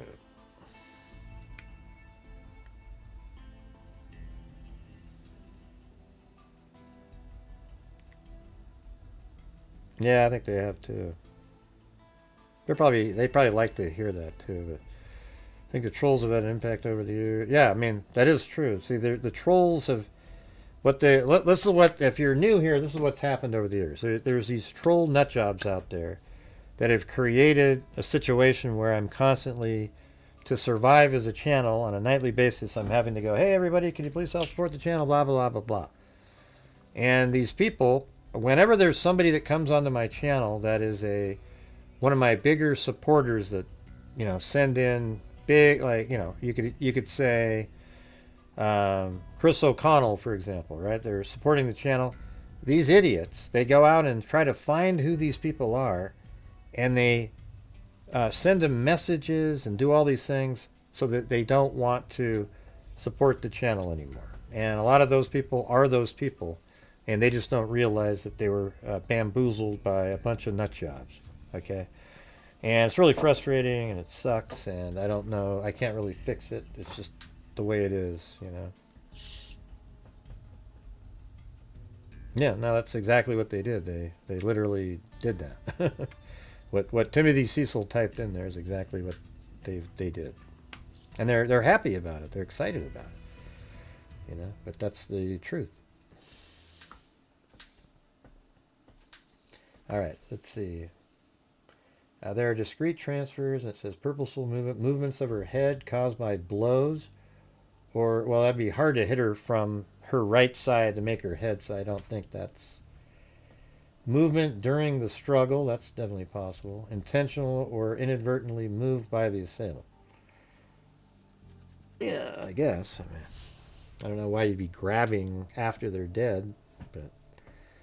As for the comforter being placed over them, the spatter on the bottom sheet was limited. Oh, neat. So here we go. This is what I was just saying a minute ago. Was limited to approximately the chest level. So that means the blood on the underside of the comforter only went to the chest level. With a limited distribution of spatter on the bottom sheet, it is difficult to determine with certainty that the comforter had been moved. And, if you look at the blows, they're kind of on the upper portion. All right, guys, if you guys can help support the channel, that would be fantastic. We're still way short, so if you have the ability to, that'd be great. Thank you. Turvey makes several statements regarding the extent of blood that would be on the perpetrator. The extensive and close-up nature of the attacks on Kaylee and Madison, along with the blood spatter evidence in the room and moving of Kaylee's body, are evidence that the suspect's upper bodies, face hair, hands, arms, and chest area would have been covered in blood. Yeah, see, you can't make statements like that. See, that's what the people do on Facebook and social media, is they would have been covered in blood, like Sissy Spacek in Carrie. Forget it. All available physical and blood evidence suggests that these were the first victims, that they were specifically sought out on the 3rd floor, and that the suspect then moved downstairs to the 2nd floor, where at least one of the suspects was observed by one of the suspects. Yeah, there was 2 of them, but she only saw one. But how do you know that she observed any of them? I mean, how do you even know that? I mean, this guy says, where at least one of the suspect was observed by Xana Kernodle. I guess you could, when she said the comment about I'm not even sure. She didn't really make a comment. But he said something to her. This would have been covered in blood. The extensive and close-up nature of the attacks on Xana and Ethan, along with the blood spatter and blood smears evidence in the room, are evident that the suspect's entire bodies, face, hair, hands, arms, chest area, legs, and feet, footwear would have been covered in blood. And let's see what Sutton says. The term, yeah, right, see? Exactly. Yeah, look at that. See, I think like these guys do. Look at this right here. The term covered in blood is not scientifically quantifiable. There is certainly evidence that the assailant in this case had some degree of blood stains on the person or on objects in their possession, Right, because there's cast off, etc. And that secondarily blood transfers resulted by subsequent movement through the scene. Right.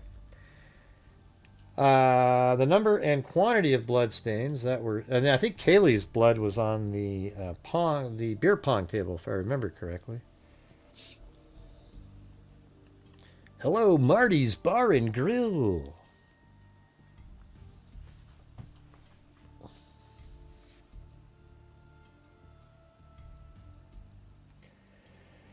Well, any chance we can keep the ball rolling in here, you guys? We still need about another 300 to get to the sort of donation night goal. See if we can do it. There is certainly evidence that the assailant in the case had some degree of bloodstains, right? And we saw different transfer throughout the house.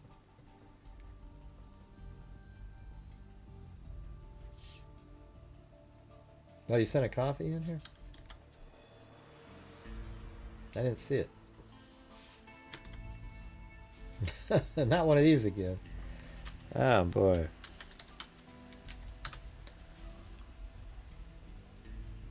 I'll have to go check.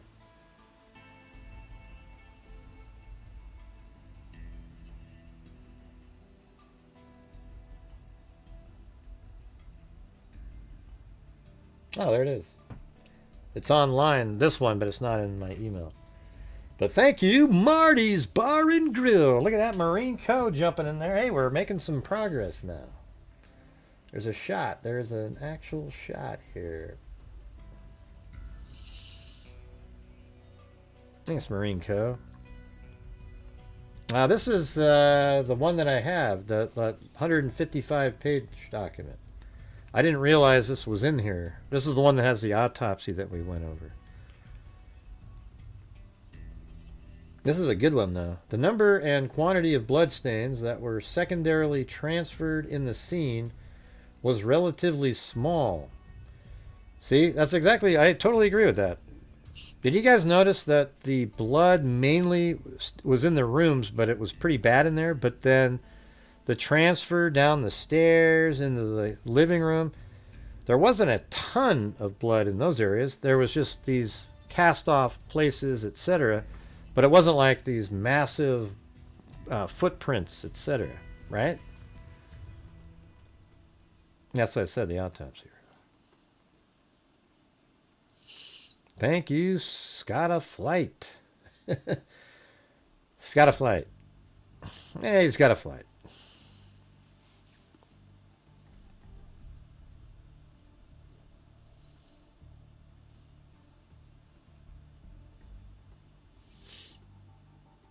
Yeah, only a small number of and quantity of blood was transferred outside of the bedrooms. I totally agree. Yeah. Right. Yeah. No, we don't have the one with the body. This is the one where it has the written explanation. I did a whole show on it the other night.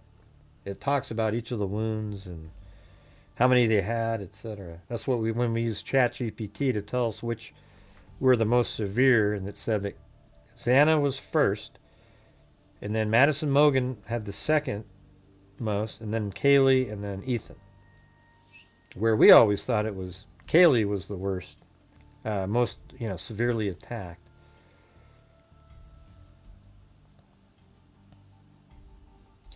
While spatter was widely distributed in both bedrooms involved, the amount of spatter in the surrounding areas where a perpetrator would be located as to create a void.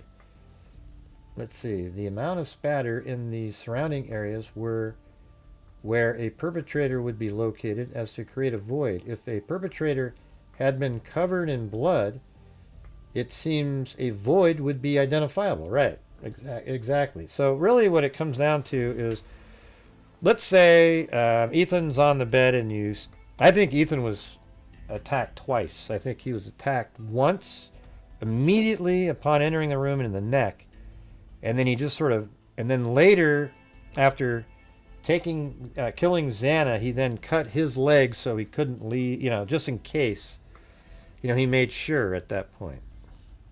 That's what I think.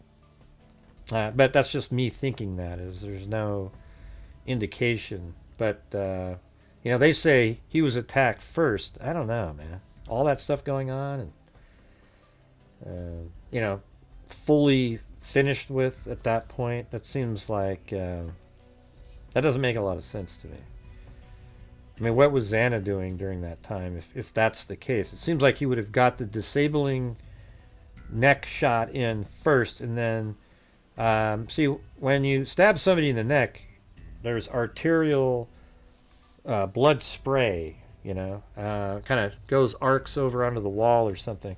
But if you're not in the way of it, you don't get it on you. And as a matter of fact, the blood is just on the knife as far as you're concerned. You see? That's the difference.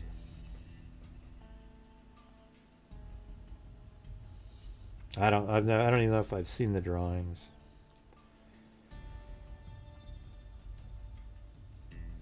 Yeah, that's what I think. I think he disabled Ethan and then started attacking Xana, and then just killed her, and then went back and made sure Ethan couldn't get out of there as well. And I think it was, it turns out that stuff was actually, a lot of that was Amido Black, which I originally thought, and then we shifted it to Blue Star because of ChatGPT's conversation, but it turns out that, Blue Star is actually a yellow to white liquid. It's not blue like ChatGPT thought it was.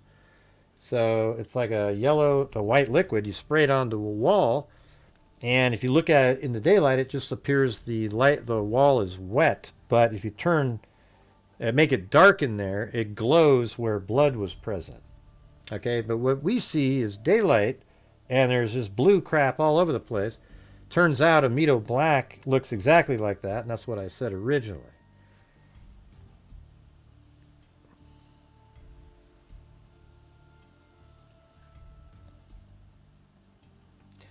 I mean, there was stick figure drawings, if that's what you're talking about. Facebook's just full of garbage, though. I mean, that's... All right, anyways, let's go back down here. While spatter was widely distributed in both bedrooms involved, the amount of spatter in the surrounding areas where a perpetrator would be located as to create a void. If a perpetrator had been covered in blood, it seems a void would be identifiable. Dr. Turvey himself points out that there is a lack of bloody footwear patterns at the scene in general, right? And so look at it like this. In Kaylee and Madison's, where they were sleeping, in Madison's room, they were killed on the bed, and it appears that he kind of was over them, and they died on the bed. How would the blood be on the ground where his feet would be on it and create footprints? Like, I don't think he ever stepped in a pool of blood. Now, after he attacked Xana, there was more opportunity for that. But again, even in that one, there's a carpet there, and I think he killed her, and he shoved her over there, and he stabbed her again. And then when she started bleeding out, we're looking at the scene after they all had bled out completely. And he was probably long gone at that point. I mean, not right at that point, but he's left the room before they've completely bled out.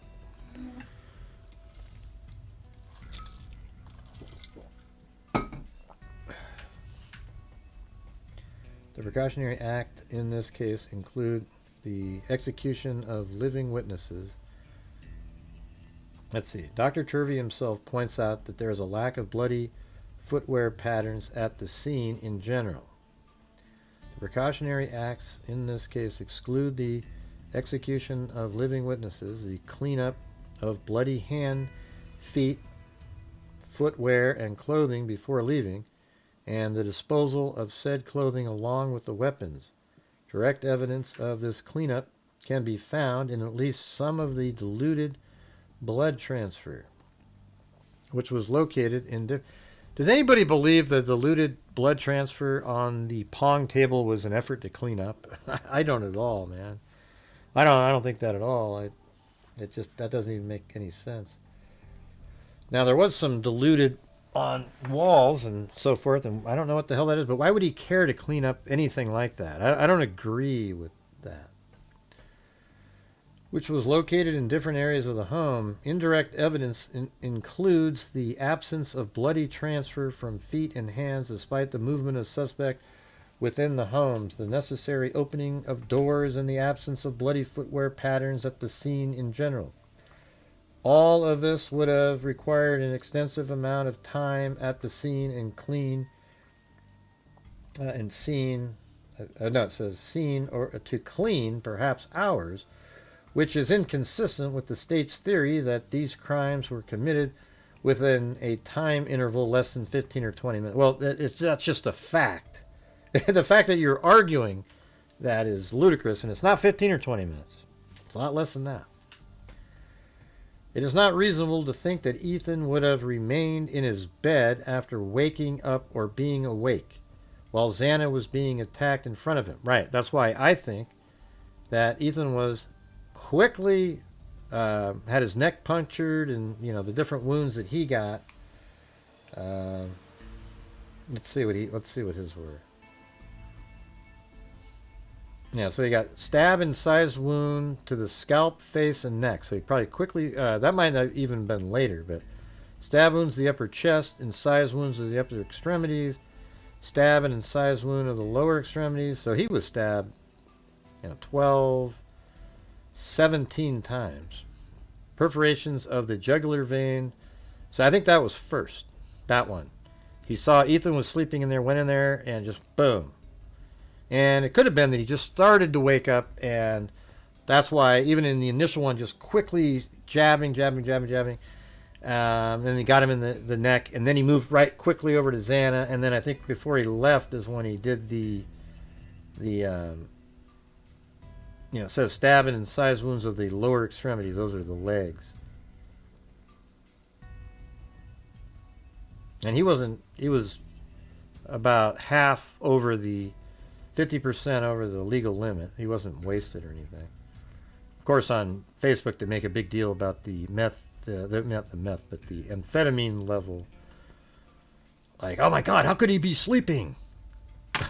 Which, people are just so, I'm not even sure what the word is for that.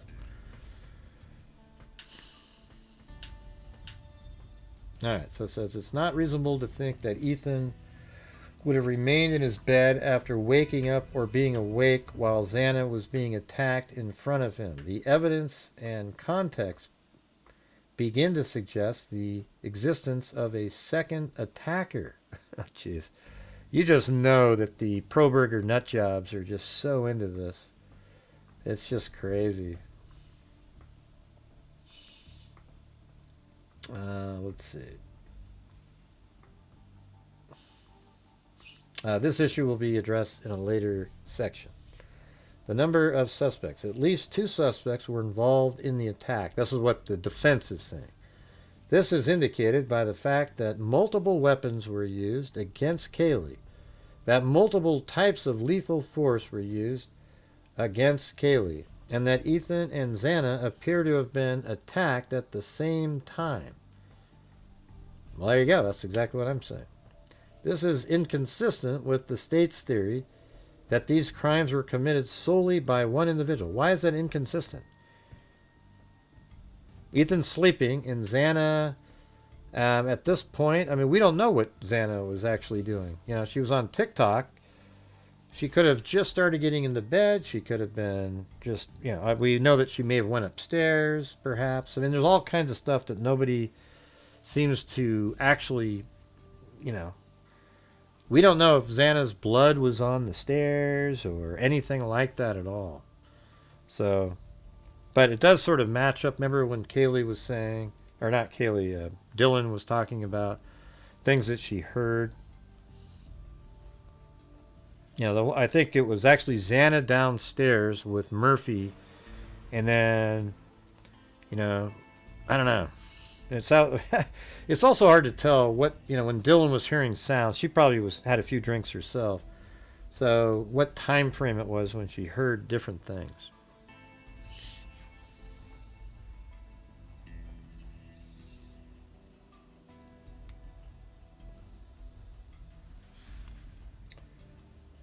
Let me try to get figure out where we're at here. I just got it came in finally, Marty. And thanks for your package. That was really cool. He sent me a CD, you guys, but it's like I don't know if anybody has CD. I gotta find a CD player.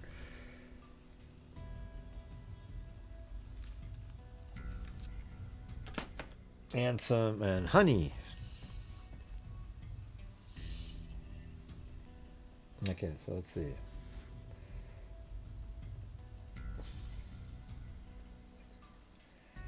I'll just say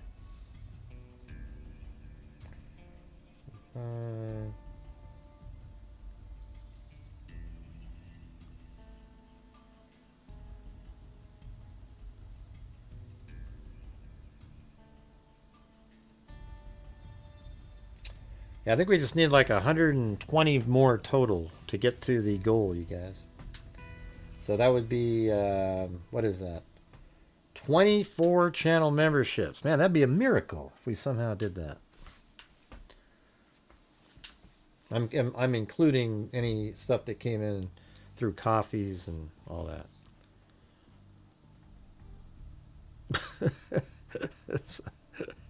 Where's this world going? I don't know.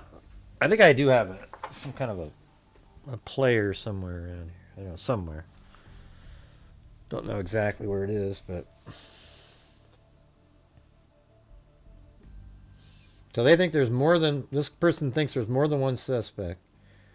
It was used against Kaylee, that multiple types of lethal force were used against Kaylee, and that Ethan and Xana appear to have been attacked at the same time. This is consistent with the state's theory that these crimes were committed solely by one individual. No, it doesn't. It doesn't at all. You just are saying that. And then this is the rebuttal. It says, there is evidence that Ethan Chapin and Xana Kernodle were in close proximity to each other at some point after the assault began, as evidenced by the finding of Kernodle's blood and DNA under the fingernails. Wow, I didn't know that. Kernodle's blood and DNA under the fingernails of Ethan Chapin's right hand. Wow. So did he try to get up and maybe help? Did anybody know? I never saw that. That's crazy. Anybody hear that one yet? That's nuts. You're going to sing them to me? Look at that. That's wild. That's absolutely crazy at that point. Because look where Ethan was. He was way back with his head off the end of the bed. And his right arm's way over there. So at what point would he have ever been able to get blood under his fingernails? I mean, could that be transfer from Kohberger? Just cast it off, just happened to hit the hand there, though?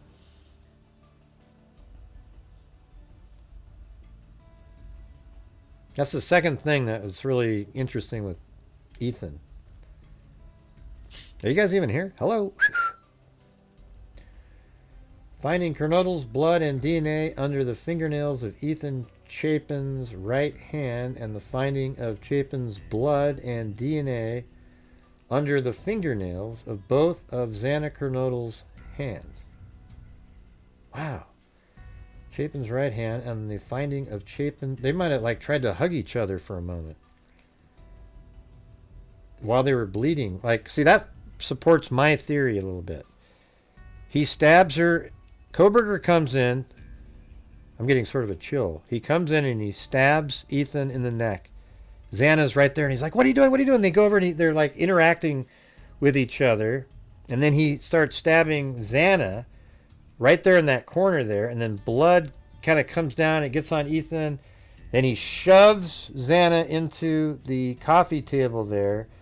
And while she's struggling from her wound, he then kind of stabs Ethan some more. And then he goes after Xana a whole bunch. Who knows? It might have went back and forth, back and forth. That's crazy, though, right? Well, everybody knows they're in close proximity. They're in the same room. Everybody knew that. Now, this paragraph here is absolutely nuts. Look at this. This is from the prosecution. There is evidence that Ethan Chapin and Xander Kernodle were in close proximity to each other at some point after the assault began. So that means they were both bleeding. And then there was blood and DNA under the fingernails of Ethan Chapin of Xander Kernodle. Now, watch, the pro-burgers will say, see, it was actually Ethan attacking Xana, and then, you know, these people are absolute nut jobs, okay?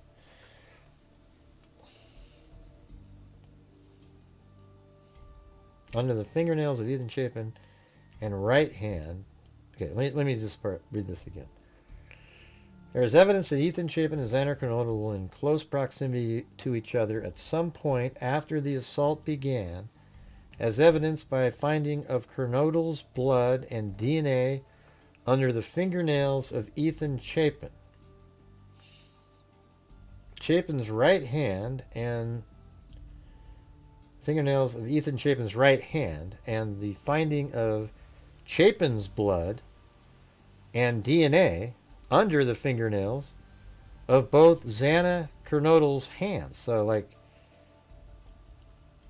yeah, so how would that go first?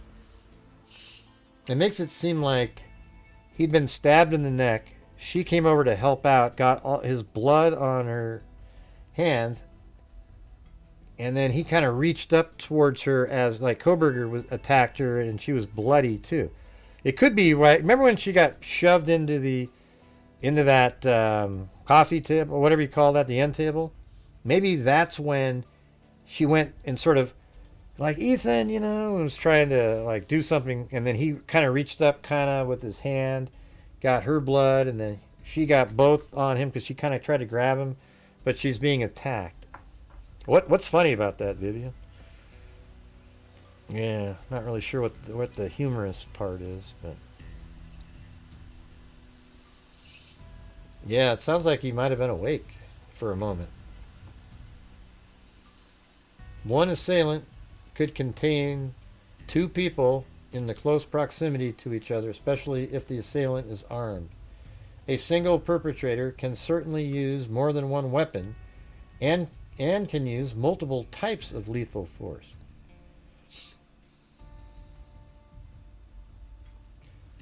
Let's see. Planning. Whatever planning may have taken place with respect.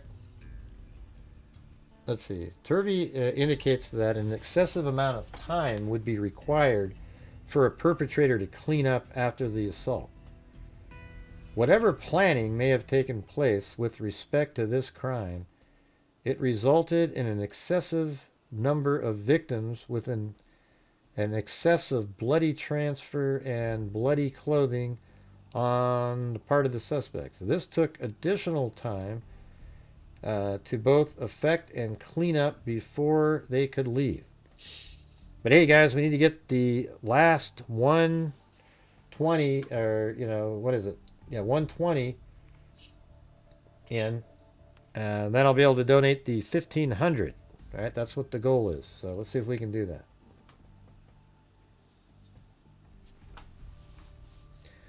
The precautionary acts in this case include the execution of living witnesses. Okay, we already read that. And then Sutton, you know, the response is, washing or wiping hands takes little time, especially if preparation for cleaning are made beforehand. Ah! Remember, how many times have I told you guys that I think that he did blood spatter mitigation outside? Yeah, I think that's exactly what he's saying right there. Removal of protective clothing and shoe coverings takes seconds. Ah, look at, man, it's too bad a lot of people weren't watching my channel. We've pretty much nailed this whole thing.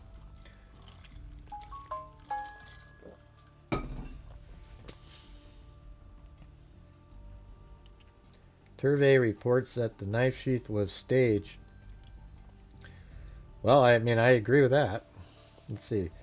Crime scene staging refers to an attempt to confuse or misdirect law enforcement. I don't think it does anything. It's just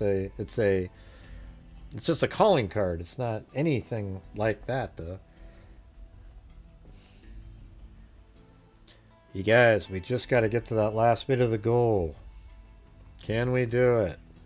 Let's see if we could have one last push to finally get to the goal after this whole night. Crime scene staging refers to an attempt to confuse or misdirect a law enforcement investigation by altering, fabricating, or planning evidence in relation to a crime scene. In the present case, a K-bar knife sheath was discovered in the crime scene by law enforcement. Evidence of staging with respect to this item of evidence is as follows. The sheath was found precariously placed slightly under the body of Madison Mogen and partially covered by the comforter that was placed atop that midsection of her body by the suspect. It could not have fallen accidentally into this location. Well, that's something I agree with, but I don't think it's like to misdirect anybody. It's there to as a calling card. And then the response is the sheath could have become trapped under Madison Mogen's body when she moved her left leg out of the bed. If she were hurriedly moving her leg, she would not have taken time to move the comforter, in which case the sheath would be trapped between the comforter and the bed. It would be reasonable for the sheath to be in this location because the evidence indicates, I think he kind of bent over the bed, that Kaylee Gonzalez and Madison Mogen were the first to be killed. Dr. Turvey also concluded that Gonzalez and Mogen were the first to be killed. The sheath could have been covered by the comforter during the assault when and if the comforter was moved by someone other than the decedents, or even when someone was searching for the sheath. You mean kohberger. There is no physical evidence to determine which scenario is more likely. Yeah. I mean, the thing is they also, I guess what they're saying is it could be that it was placed there, but there's no way there's no physical evidence to determine which scenario is more likely. See, it's not as dumb as everyone tried to make me out to be when I said that. Second reason Dr. Turvey feels that the sheath was staged. The sheath was new and unused, as indicated by the... Well, that's because he just bought the damn thing. Indicated by the absence of damage or wear. Well, that doesn't mean it's staged. It just means he just bought it. What? See the stupid logic these people make? You know? Like, I don't even know what brain you'd have to have said that comment right there. All right, did you guys hear me? We just need to get another 24 memberships, and we'll make it to the goal for our donation night. We've had 0 since I mentioned that 10 minutes ago. Hey, and there we go. We got I'll see you later on, like the rabbit. I'll see you later on. All right, now it's just 23.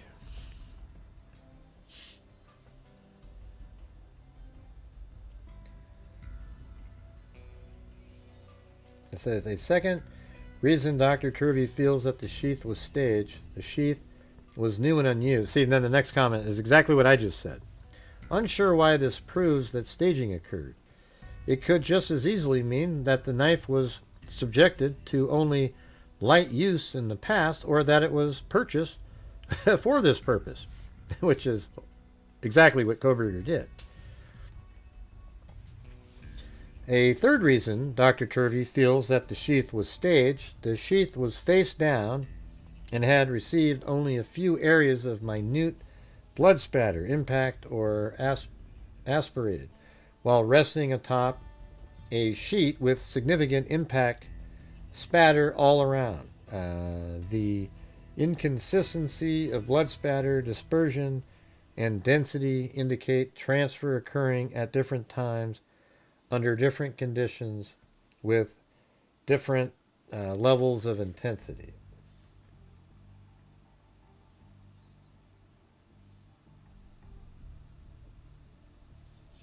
Oh, I guess, well, thanks, Marty. You sent that one in there. Hey, so I think we're pretty close. I think 3 more channel memberships you got. I didn't notice that. So those came in. It's actually showing up. So he's saying it was face down and received only a few areas of minute blood spatter, impact, or aspirated while resting atop a sheet, with significant impact spatter all around. The inconsistency of blood spatter, dispersion, and density indicate transfers occurring at different times under different conditions. And the rebuttal is the difference in the amount of spatter on the sheath versus the amount on the fitted sheet or even the comforter simply proves that the sheath came to rest in this location where it was discovered at a different time during the spatter producing event. See, that sort of fits me, what I say. See, when the spatter event is when the attack that most of the people think that the knife sheath was left there, right? But this indicates that it was at the end at some point it was put there, because that's kind of what they're even saying here. It was discovered at a different time during the spatter producing event. It does not prove that it was staged in this location. Right. I'm just saying, I think if it's put there later on, it's more indicative of it being placed there as a calling card or stage, whatever you want to say, because it should have fallen off during the attack, right?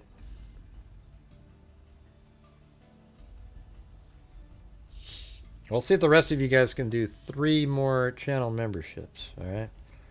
That'll get us, I think, to the numbers.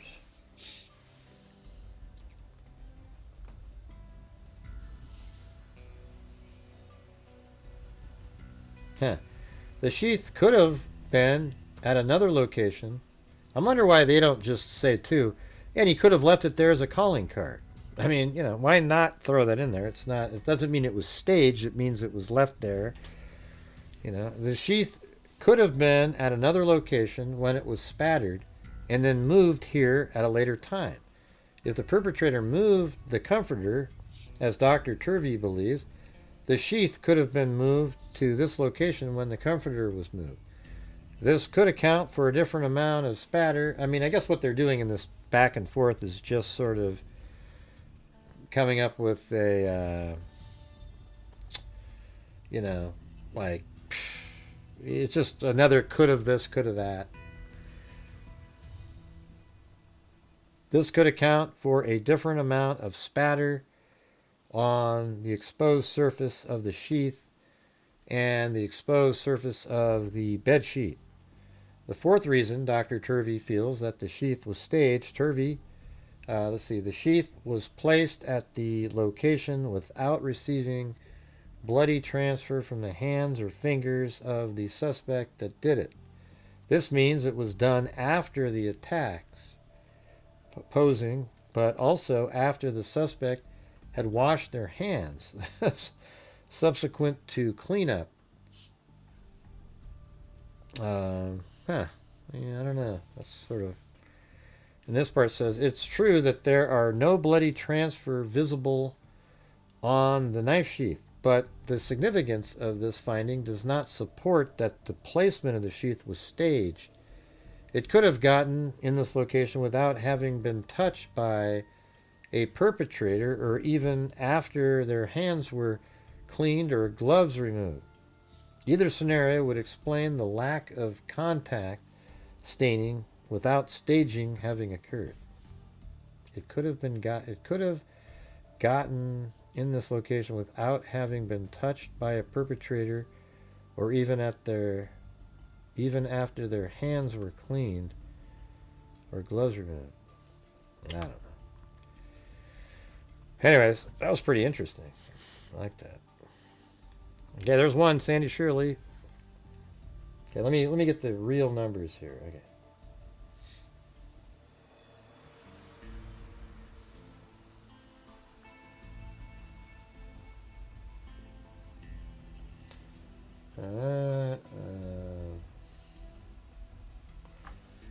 Let's see. All right, that.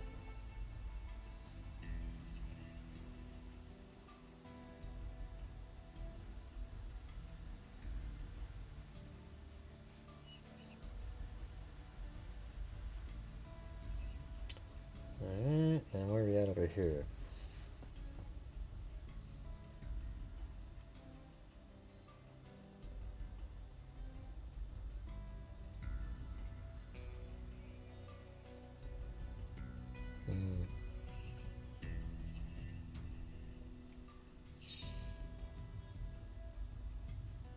Yeah, we're actually $21 short of the goal. Now that I do the math all the way through it, the whole thing.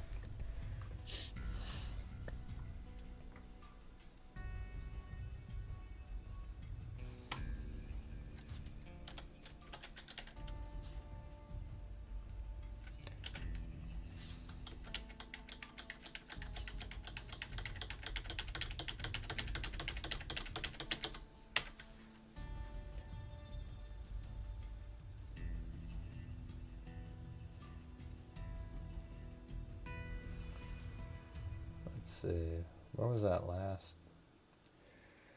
I'm trying to make sure I get everybody in for the wheel spin.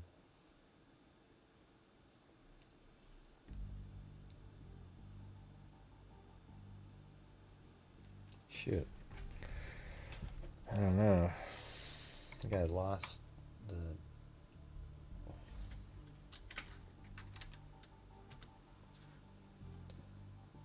one... Okay, what's that?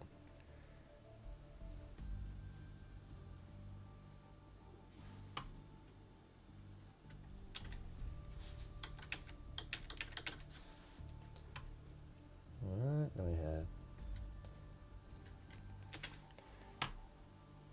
I don't know.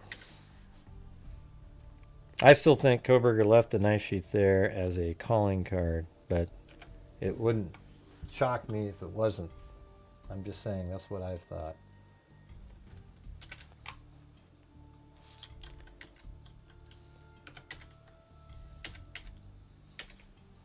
Hey, thanks, Jessica Schubach.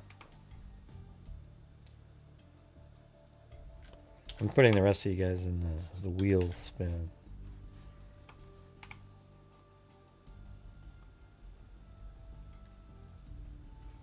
Marine Co. 1, 2, 3, 4, 5, 6, 7, 8, 9, 10.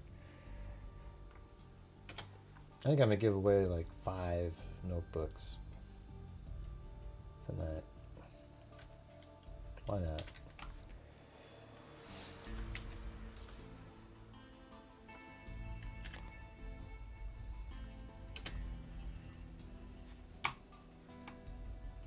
I'll see you later on. You get one. It's gotta be 5 or more. And then Sandy Shirley.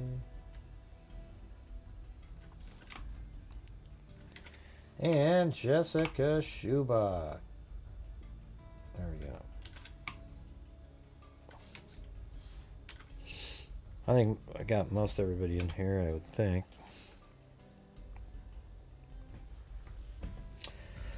Alright, so maybe we can get back to this this article here. Now that we've kind of filled ourselves in on what the hell they were talking about. I didn't realize that was in that document. So now we're back to the People magazine where it says, at least 2 suspects were involved in the attack, Harvey said. This is indicated by the fact that multiple weapons were used against Kaylee. But it wasn't really a weapon. It was just he used an item as a weapon. That multiple types of lethal force were used against Kaylee. Prosecutors responded by saying a single perpetrator can certainly use more than one weapon. And okay, so this is basically repeating. Unlike the other 3 victims, Gonzalez suffered blunt force injuries to the head and had a number of injuries, including scalp lacerations, bleeding around the brain, and nasal fracture, scrapes on the nose and cheeks, bruising around the eyes, and pattern bruises extending across the lower face. So that's that pattern bruise that they're talking about. She is also the only victim whose wounds were so severe that even the medical examiner could not determine an exact count. Huh. That's weird because they actually placed her, if you just went over the wounds by themselves, she was third. But, maybe that's not accurate. Thank you, Jessica Schubach.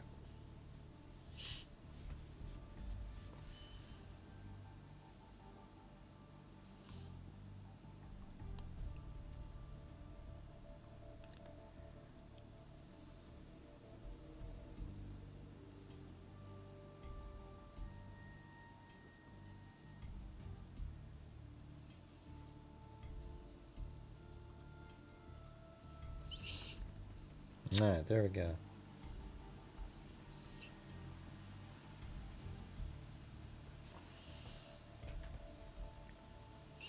Both women were stabbed dozens of times during the attack, but the injuries they sustained were all above the waist. So that's why I think that they weren't posed. That's just what was showing above the comforter, perhaps. Their autopsy report also determined that neither of the two ever stood up, during the attack, and that it was likely they woke up to Kohberger stabbing them. That's exactly what we've all said all the time.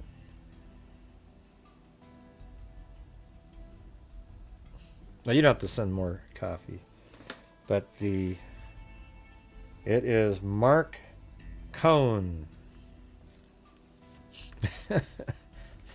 You know what it is, Marty. Mark Cohn.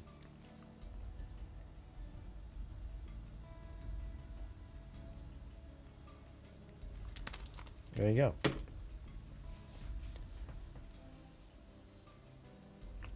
Just tell me who the artist of the CD I sent. Oh, wait. Oh, I thought you were asking me. I'm sorry. I screwed up your game. Hey, I got it right, Marty. I got it right. I don't know what the hell you were doing. I thought you were asking me. Like you wanted to make sure I really got it. I'm sorry. I screwed up your game. Hey, but I got it right. That was pretty funny. More coffee. Hey, just tell me who the artist of the CD. Oh, hey, okay, good. I screwed up the game. That's pretty funny.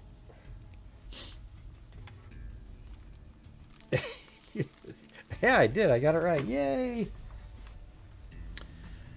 Let's see. They never stood up during the attack. There is a possibility that Kohberger planned to use that second weapon on Mogen as well, but had abandoned his plan when a roommate Xanax... Well, you don't... Well, see, that's such a ludicrous statement here. There's a possibility he would have used that same weapon on Mogen as well, but had to abandon his plan when the roommate Xanax or Nodal walked in. See, this is the kind of stuff that I hate in true crime. You see, it's just pure sensationalism to put a paragraph like that in there. There's absolutely no way to know that. And there's a lot of coulda this, coulda that. It's crazy.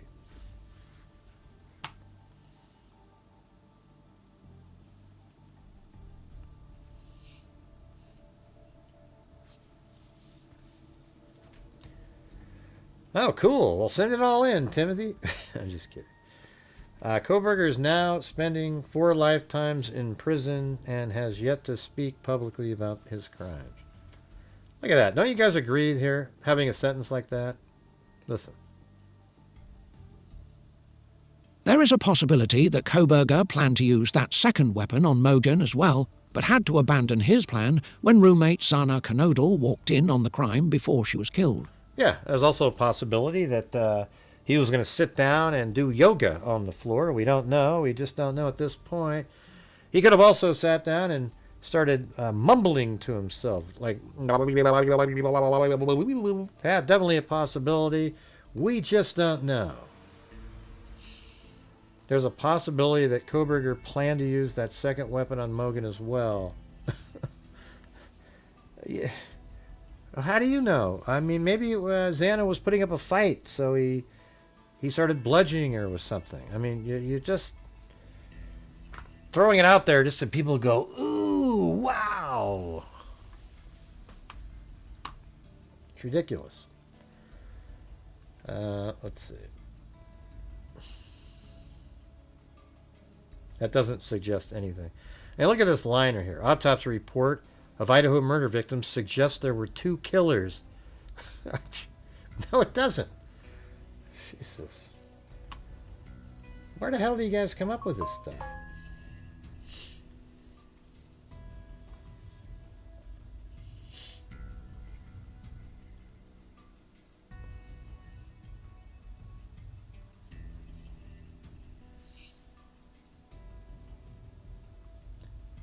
Was that was the day of that hearing, wasn't it? I think that's what that's what it looked like. Man, that girl over here looks a lot like Madison Mogan there, doesn't it? Yeah, that's a sister or something, or Idaho murder, Brian Kohberger seemingly posed 2 victims in bed after killings. Ah, Jesus. See, this is what I'm saying. These people don't give a damn about, like, trying to tell people what the reality is. They want to have these flashy headlines and all this stuff, and it was the defense attorney's opinion, okay? It had nothing to do with it being a fact of any kind. But they put it out there so you go, oh my God, maybe I should do more of that. You know, just put out really, oh my God, there were 2 victims. I mean, two killers, I mean. And just type it in the, oh my God, there were 2 killers. Type that right in the comment. Oh my, everybody click on it. Oh, well, and then right at the beginning I go, oh, this is complete bullshit. I just wanted you to watch. Now, oh,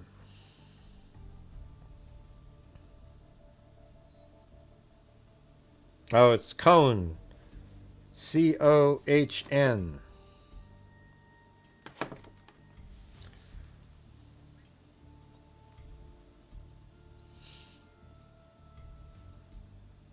Yeah, we don't actually know. I think he killed both of them already. I think he was already done. Well, I mean, here's the thing is, I don't think he was interrupted by anybody. I think Xana came up when he was done, and he was maybe sitting there admiring his work, and then he noticed that somebody saw him. He'd already completely killed both of them. Like they were, you know, where was the interruption?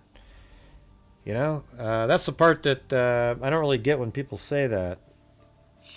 I think he came up and he was still there. He interrupted his moment, but I don't think he interrupted a brutal assault.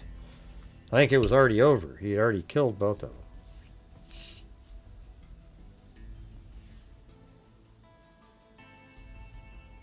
Your head is in the clouds, you're so wrong. But you will double down though, right? Yeah, he sat down, yeah. What are you talking about? This isn't where they said he sat down, Beverly. Go ahead, Beverly. What do you got, Beverly? What did I say that my head were in the clouds? Go ahead, Beverly. Your head is in the clouds, so wrong, but you have to double down now, though right. Double down on what? That he left the knife sheath there intentionally? I think he did leave it there intentionally. I still do. There was nothing that changed my mind on that. How am I doubling down on an error? I don't see anything that makes it any different. Beverly? Go ahead, Beverly. The only person that's pathetic is you. Okay? You're somebody that probably tried really hard to be significant during the case, you know, where everybody's looking at it, and nothing you said turned out to be correct or accurate or even remotely interesting. So what you do is you come into a channel and you start trashing the people that are doing it because of your failure. Pretty sad. And listen, I don't care if you never watch again. Jesus, these people. I don't even know what part she's saying I'm doubling down on. What, the knife sheath as a calling card?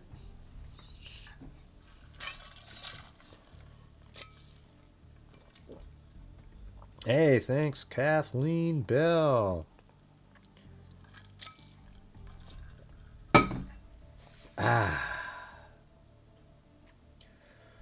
Hey, thanks all for the rest of you guys. There hasn't been too many nut jobs in here tonight. Beverly takes the cake, but let's see.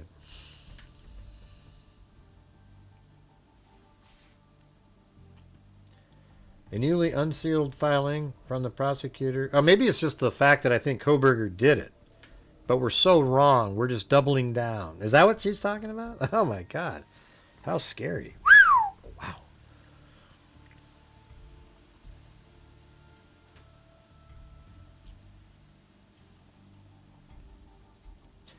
The evidence suggests that after both victims were killed or unresponsive, they were posed in their shared bed. No, that's just a quote of the defense team. They wanted to make it point away from Kohberger and say, oh, there was these other people. See, that's their whole technique. The crime scene analyst shared in court documents per the outlet. Kaylee was moved from a position with her head on her pillow to partially atop of Madison. I think they're kind of talking about, I think it was up here.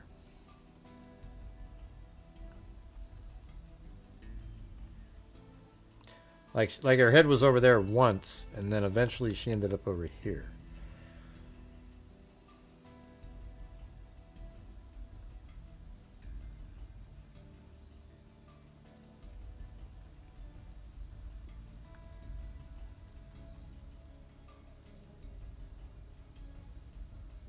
I'm not sure what you're talking about. The comment about what do you mean? Did anybody see the comment? Oh, your comment. Let's see. No, I guess not. Why didn't you just type it in again? Then I would have seen it. I can't waste time trying with you, though. You're right. Everyone else is wrong. Getting paid by parents. Very sad. You refuse to look at the evidence properly. Look at this. This is called Nutjob City. Can't waste time trying with you, though. You're right. Everyone else is right. Well, who's everyone else? You mean the people who believe that Kohberger didn't do it? Is that what you're talking about, Beverly? Getting paid by the parents. Hey, everybody, I'm being paid by the parents now. Very sad. You refuse to look at the evidence properly. So what Beverly's talking about is that because I think Kohberger is the killer, I'm refusing to look at the evidence properly. I've been paid by the parents, and when everybody else is wrong. No, wait, you're not significant at all, Beverly. You're an embarrassment. You're an embarrassment. So here's the thing: is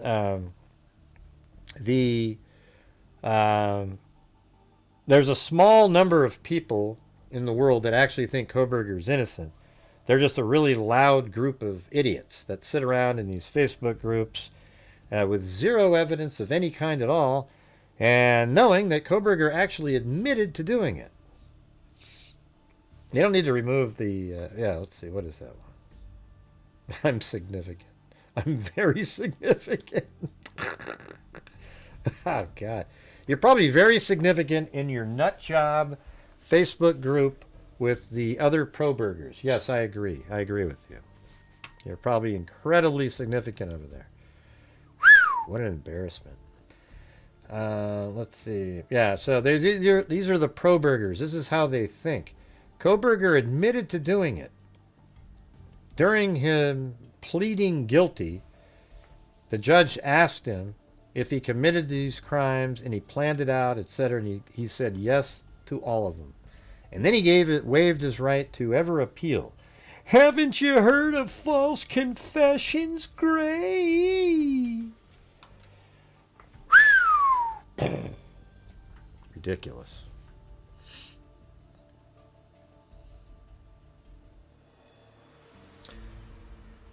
No, it's not. It isn't the Fox 5. I mean, of course, it turned out to be risky, but did you notice how that the knife sheath was completely clean? Get it right. What are you talking about? Not the defense? What are you talking about? Not the defense. What do you mean, not the defense? What does that mean, Beverly? Say it better. I don't know what you're saying. Type in a better sentence. I couldn't follow the case. My kid and grandkids live nearby and gave me panic attacks. Oh, yeah? Jeez, we missed out here. We covered the hell out of that thing. Nailed everything. Just completely got the timeline, the surveillance footage, everything.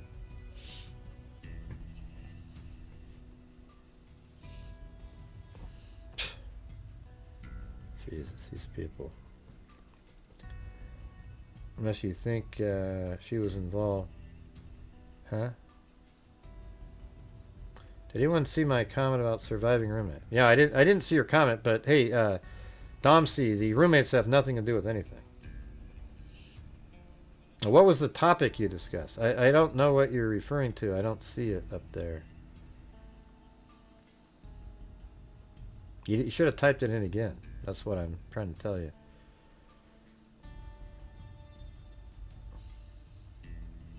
Type in your comment again. I don't see it. He pled guilty. I think he told the truth. Well, of course he told the truth by pleading guilty. He never told what he said what he did because the prosecutor didn't have him do that for some reason.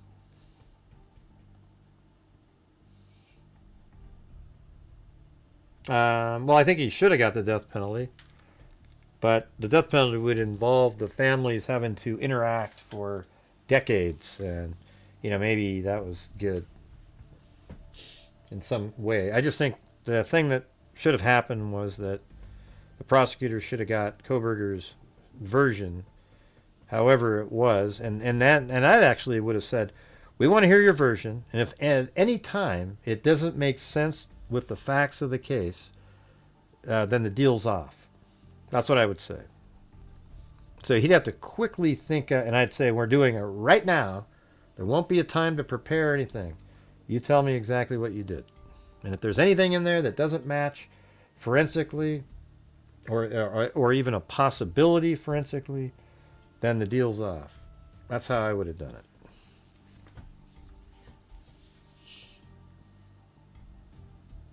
I don't know, can somebody type in what the question was that Dom C is talking about? I didn't get to see it. It doesn't show up anymore when I scroll up, etc. It's not there.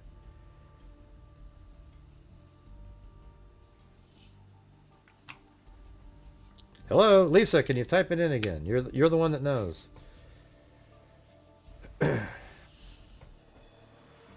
None of you knew why the surviving roommate didn't call police after seeing a masked man in the house. Yeah, we've already gone over that a million times, just like Lisa told you. And it doesn't matter, right?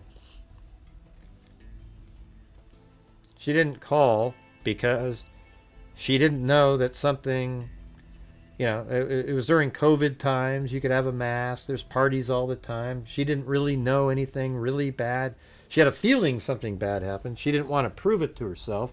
So she just sat in her room and then eventually ran downstairs to be with the other roommate because she was freaked out. Now, whether or not you think you would act like that or somebody should have acted like that is really irrelevant because Bethany Funk and Dylan Mortensen had absolutely nothing to do with Brian Kohberger and him killing the four roommates. So at some point, it just doesn't really, you're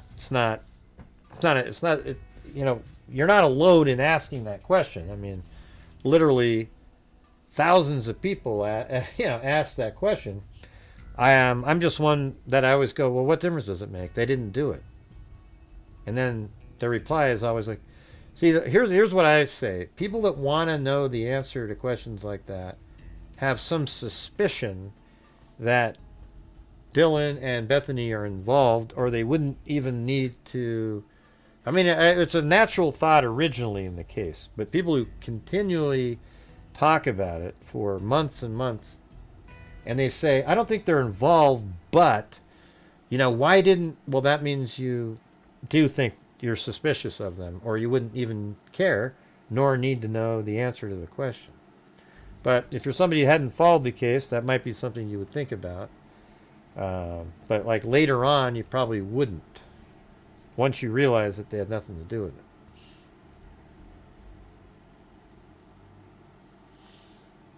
Yeah, it's just. I always tell I always told people to, you know, like how I felt like when I was young. At Timothy Lake, it's a place where Bigfoot was spotted or whatever, right? And I'm in a tent. I'm 11 years old, and I'm in the tent, and I hear this sound in the middle of the night, like, and I was like, oh my God, it's Bigfoot. And I stayed awake the entire night, absolutely frozen, did not move one bit at all, just stayed completely still until some sunlight came up, and it turned out it was just somebody snoring right next to me. But obviously they were 10 or 11 years old, but that's just the same mechanism, I think. You're just sort of freaked out. And, thank God. Here's what I always say. Can you imagine? Look what happened to Dylan anyways. Like, it really affected her. Imagine if she, in the darkness that night, had gone out of her room after kohberger had left and walked down to that hall and went into Xana's room and saw the blood and everything. I don't even know. I think she'd be in a mental institution right now.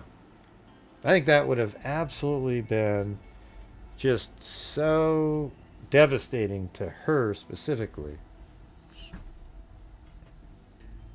Yeah, so thank God she didn't do that. It wasn't going to save anybody anyways.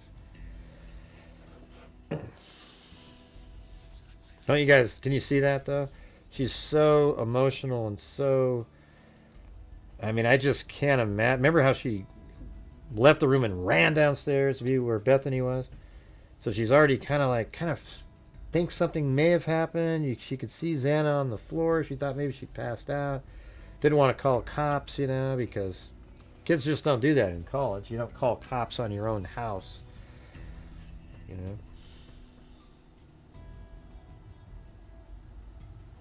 No, I do not. I do not think there was another person. I think that's complete bullshit. And the reasoning behind them thinking there's a second person is so ludicrous. Oh, there's a second person because there was something else used to hit Kaylee. Well, so what? How does that indicate a second person? It means that maybe he hit her with something else he was holding. It just... Yeah, that's what I think. I think she'd be absolutely freaked out.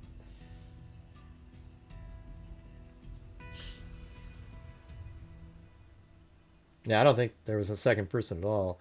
And I think you should be really leery of any credible outlet at all that's even talking about it in the possibility realm. Because those are people that are just looking for sensationalism. It absolutely... It doesn't mean that whatsoever. Doesn't indicate that. There's no information at all that there was another person there. There was one car, kohberger. Dylan only saw one person leaving. She only heard one other person talking. There's nothing that indicates there was another person in that house. However, you're going to get people out there. They're the bigger the networks that are going to pretend that there is something because it makes for, they'll get an expert on talking about the possibilities. And it's just, I don't know, it gets old.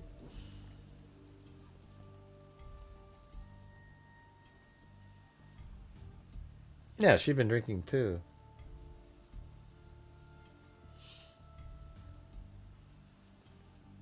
Yeah, she was, wait, look at, I can show you right here. Look at. That was from yesterday's, but this one right here.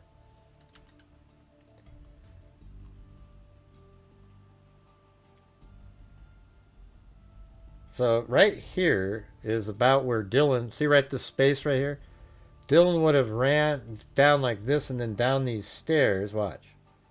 So she would have ran down these stairs. So just watch what I'm doing.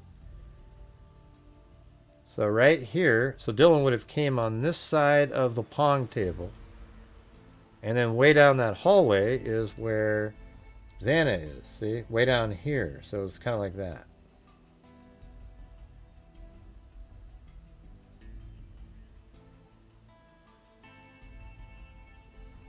See that? And then Dylan was over here. So when she left that room, she came over on this side and then went down these stairs. So she's not right there. And it wasn't completely lit up in the house.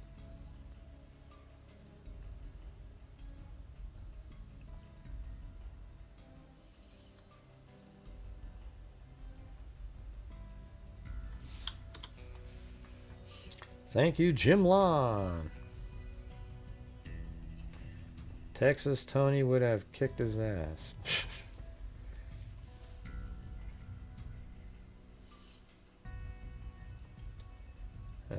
Investigators believe Kohberger snuck into the house through a sliding glass door and killed the 4 students after 4 a.m. See, it's so dumb that they even say 4 a.m. anymore. Prosecutors believe he snuck into the house after 4:08. Okay? That's when they believe that. And they believe he drove away at a high rate of speed at 4:20 and 47 seconds. So the window is literally only 12 minutes and 47 seconds. Okay? It's a known number. You don't need to say 4 anymore. You don't need to say 4:25. You don't need to... And that's the known number. And then it's speculating at what time Kohberger actually entered the house. I think Kohberger at 4:08 was still looking behind the window, through the window back there. Then he drove, let's see. Then he maybe got out of his car, walked down, checked a few things. And then I think he may have moved his car down below, but then the footprints don't really line up that great with that, but it's still something he could have done. He could have walked, even after he parked his car, knowing that at the end he would just take a hard left, but I think his footprints actually at the end go up again. So either way, let's just say he parked in the upper lot, and then he get outside of his vehicle. He put some blood spatter mitigation stuff. Lays down a towel or something on the ground with a plastic bag on it. Then he gets over there. He takes off unzips the dicky suit, steps out of it, and maybe he takes the shoes off, the things that are on the bottom of his shoes off first. The foot covers. Maybe there's that last, but he takes the dicky suit off, the footwear, and then he stuffs that into the plastic bag, takes his balaclava off, puts it in the bag. Then he takes his bloody gloves and puts those in the bag at the very end. And then he puts that bag in another bag or something, then puts it into the trunk. And then there's very little blood that actually makes it into the vehicle. But he put that all down on the ground at first. And then he goes into the house. Now, I think he went into the house right around 4:12, 4:13 time frame. And that's around the time, I think the time that Xana quit using her TikTok or whatever the hell it was around that time frame.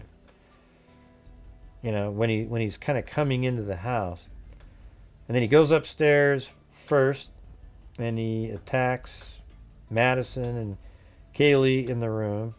And then maybe Xana goes upstairs, and he runs down, follows her. They go into the room, and he's like, "It's okay, I'm here to help you," And then he goes into the room, and he stabs Ethan in the neck really quickly. Maybe he does a few different stabs. Then Xana comes over. Hey, what happened? He's trying to, what's happening? He's trying to help Ethan, and because she's absolutely just drunk, So for her, it's just this weird, what's happening? And she's like touching Ethan, and then Ethan kind of grabs her over with his right hand, like, but he's passing out. And then Kohberger just keeps stabbing her, shoves her into that coffee table, the end table, And it just keeps going, and then maybe after she's on the ground bleeding out, he cuts up Ethan some more, and then he gets the hell out of there. And that's when the dog starts barking. Yeah. I think the killings happen in less than 6 minutes, is what I'm going to say. I made that video. Remember that? 7 minutes? At first I made one that was 9. Then I made one that was 7. And 7 minutes was so too long. I mean, there was just these times where you watch it and you just go, yeah, okay, he would have been done by now. But you have to sit there and keep waiting, and like the clock's ticking. It just seems like it was so long. Yeah. And of course, I don't know exactly what happened. But then I think after the killing, he goes back out to the car and he does all that stuff that I was telling you about. The blood spatter mitigation, where he doesn't have blood really on the bottom of his feet at all. But he goes up and well, it is interesting because he could have, right at the door, he took off the foot coverings, because those footprints seem to be, made by feet without that covering on them, I guess. I don't know. But anyways, I don't know if you guys want to go through this. I don't think I'm going to do it. Let's do our donations, though. All right, well, since we got total, I guess, all together, combining the amounts in PayPal and coffees and Venmo and then with the show, I think that got us to the goal. So I'm going to go ahead and donate the 1,500 more.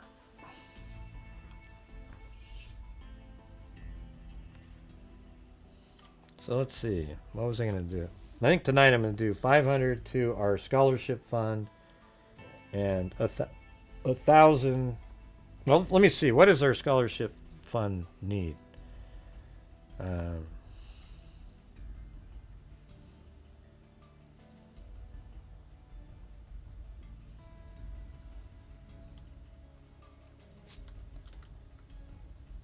Oh, yeah, it's bold. Man, I always forget the name of it. That's hard to... I don't know why I don't remember the name. Every month I have to remember. That time I remember without having to...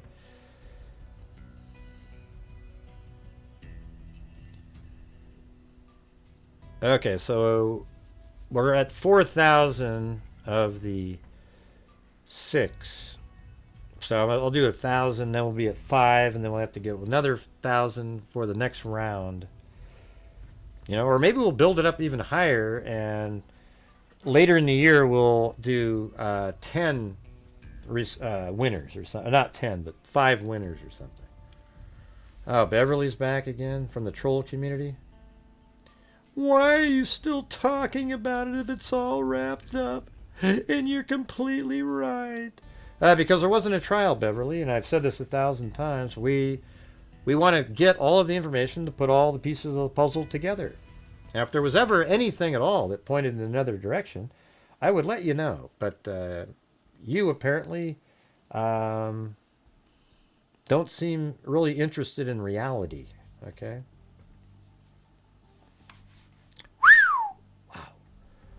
Wow. Let's see. How do I do this? So our Fallen Freak Scholarship Fund.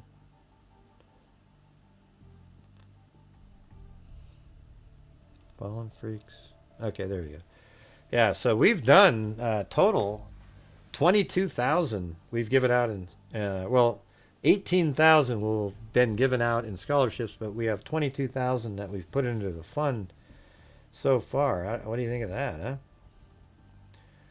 So I'm going to do I was going to do, how much was I going to do 500 more, I guess. That's right.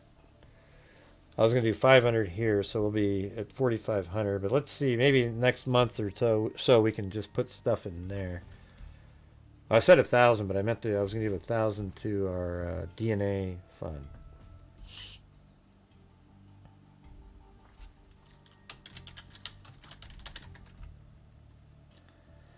Um,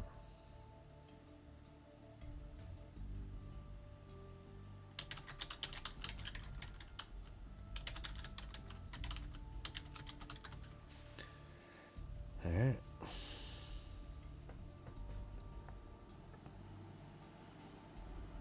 Okay, I don't know. I gotta go to my bank and stuff, so I gotta switch screens. You guys know how the trolls are, right?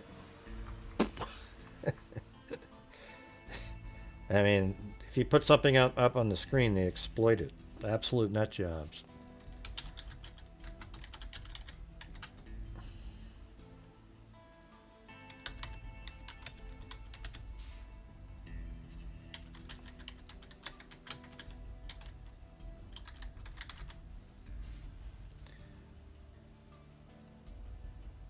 Okay. I don't want to do that. These guys are...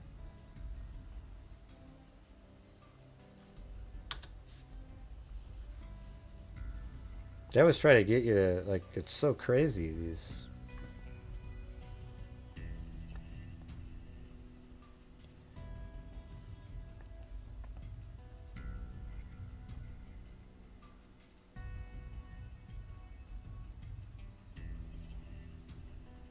I'm not sure. Yeah. Hold on. Alright. Sent me a message to my phone that I've got to... Well, no, thanks all you guys, you know. You know, Chris O'Connell, Marty's Bar and Grill, and a lot of other people that helped out all through the month. That's what allows us to do it. Unfortunately, I don't have a mechanism to get a lot of ad revenue currently.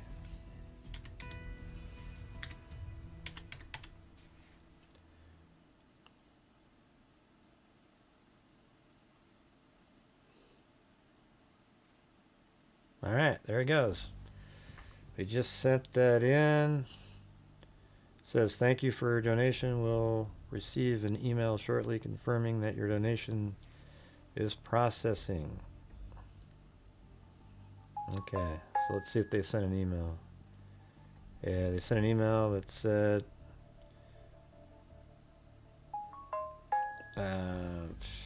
JP Morgan. Yeah, anyways, it doesn't say the amount on the email. Maybe it'll pop up in a minute or so, but we sent the 500. Now we got to do the other one.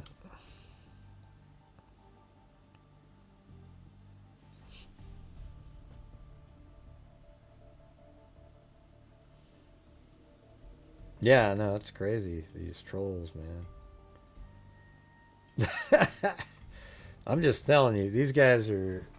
They're sick people. You know, the people out there that have these little groups that hate me are no different than like a cult of stalkers. They're just absolutely crazy lunatics that literally get a hold of people.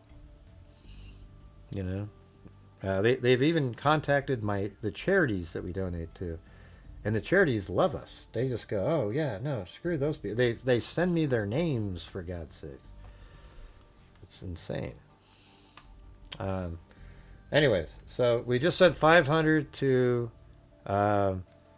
bold.org, and you know, if anybody wants to, on the, you know, randomly on the side, you can always go out there. Bold.org's the Fallen Freak Scholarship Fund.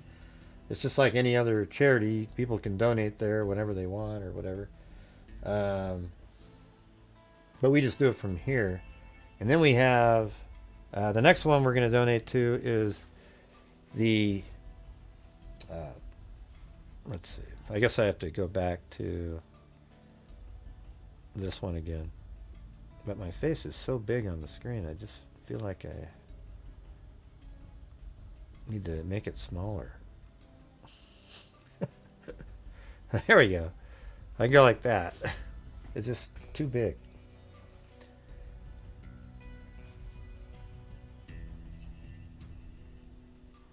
All right, so we're gonna go out and we're gonna donate $1,000 to, I guess it goes through Identifiers International through,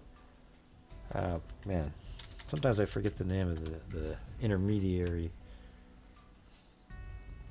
And we do it online because through my bank, because originally they would take 6% of the amounts that we're sending, and it's like, wow. I mean, that's a nuts. I mean, we're talking about, you know, if we've sent in 100,000, right, over the years, more than that. So that'd be 6,000 of it goes to a fee, but now there's zero fee because we go through my bank. So I've got to transfer the money. That's not what I'm doing. I'm paying a bill, and then I have them set up as one. They're called Intermountain Forensics. And the last one we did was 1,000 on December 1st. So we'll do 1,000 now. And the message is for use by Identifinders International and Dr. Colleen Fitzpatrick.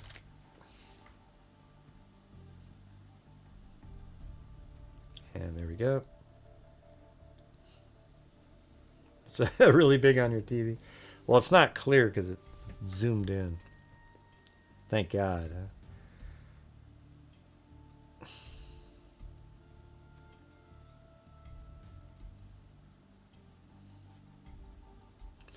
All right, there you go. So that one, oh, you can't see it. Hold on. So now it'll be really small on the other one.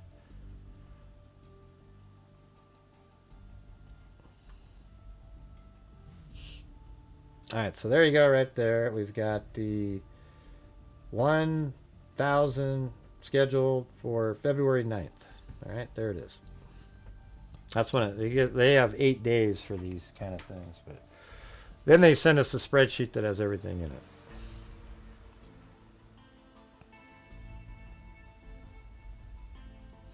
All right, so let's see if we got any update from Bold coming in.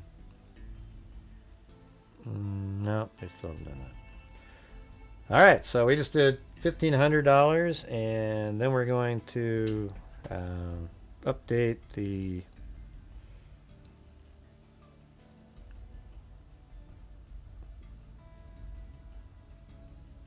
main.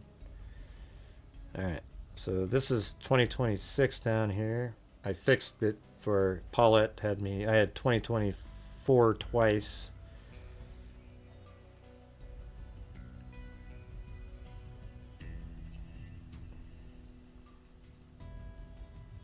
All right, so we did 3,000. That's not too bad for January. And then here, our main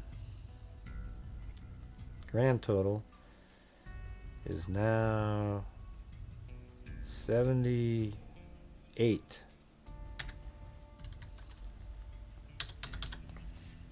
$278. Man, maybe in 5 years or 10 years from now, we'll be at a $500,000 or something. That'd be pretty crazy, wouldn't it? Actually, it should be quicker than that. Yeah. We did 40,000 in 4 years, maybe even just 5 years. But man, I don't know. The trolls have made it. Good job, trolls, man.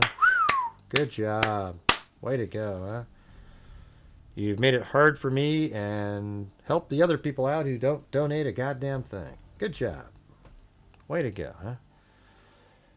Let's see.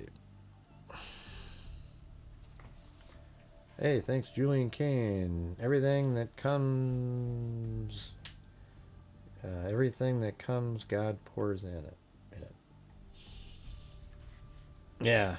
I mean, I think it probably was the worst for Xana, actually, because she was awake and was realizing the horror where the other ones probably just momentarily realized until they lost consciousness. But Xana was awake and fighting and moving around and saw Ethan injured, obviously, now when you look at it.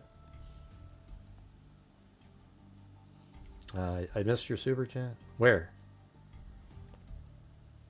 I didn't see it.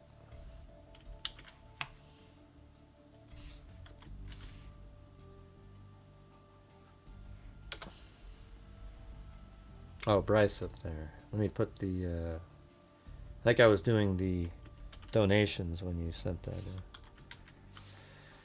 Let's see, will the Kohberger body cam arrest and interrogation be released? Well, the FBI has that stuff, and I don't know. You know what I think? I think CBS and ABC will get it, but we won't. You know, I mean, we'll get to see it after they got it, but they always say we're not making it available. We're not making it available. But why not, you know? And the reason is because it'll go to some place like Dateline, or, you know, they're going to get it. No doubt about it. Was there another one above that? And Kathleen, he pled guilty. I think he told the truth. Yeah, he did. Yep.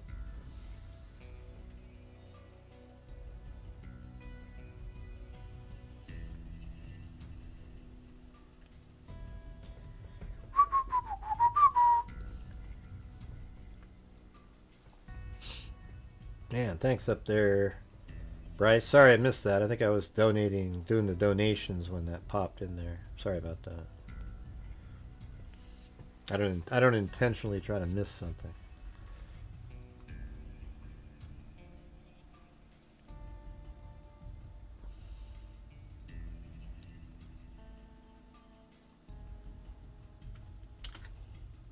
I got you in there already. So, yeah, what do you guys think about that? What we were talking about tonight? Pretty crazy, huh? I thought that was really interesting, and that's something I had never heard, is that there's blood and DNA underneath. Well, the DNA could be just because they're together, but the blood can't be that. So they had to have been, like, it almost seems like because Xana has it on both hands, that she was trying to help Ethan, and then Ethan sort of reached over with one hand as he was dying, and then they just, you know, then Kohberger just went nuts, you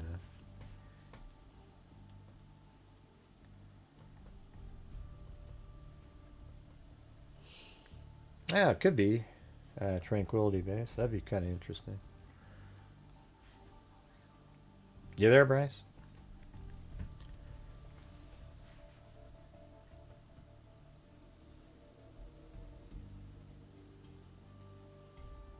Well, we've been on there for 3 hours and 8 minutes.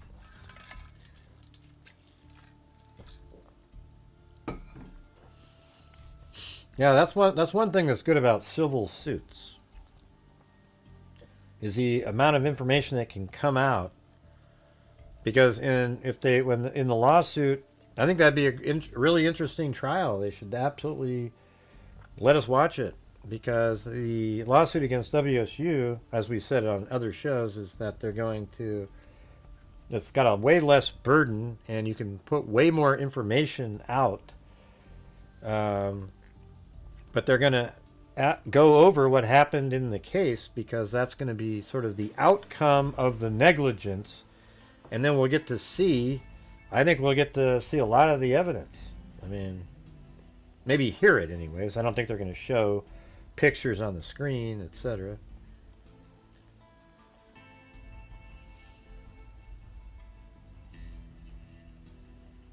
Yeah, I never watched that. Was it just really, like, incredibly damning for OJ and the civil suit? I didn't ever watch that.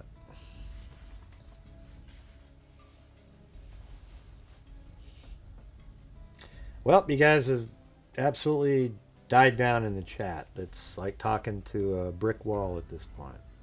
Not a lot going on. Apparently Bryce said, you missed my super chat, and then took off. Oh, there he is. He said I'm here. Yeah, I've sent a FOIA request to the FBI, and they said it's not available. Okay, I did that a long time ago. I mean, maybe I'll try it again. Who knows? But oh yeah, I got to do the spin too. I want to forget that. All right. Hopefully, I got everybody in here. It's hard to ever, you know, catch every single one of them. Just things happen. And if you win, you can always not accept it and pass it on to somebody else too.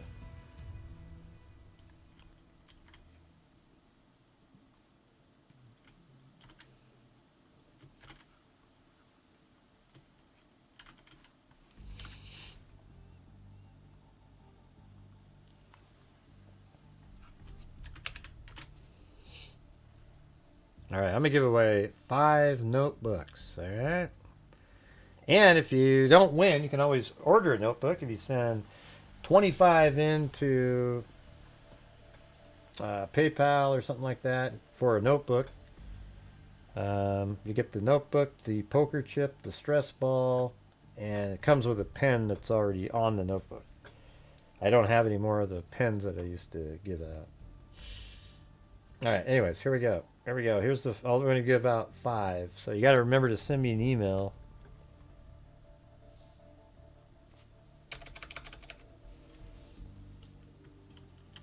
Yeah, let me do this again. All right, shoulder, shoulder, shoulder. All right, here we go. Here's the first one. Yeah, the blue pen. Yeah, those are pretty good.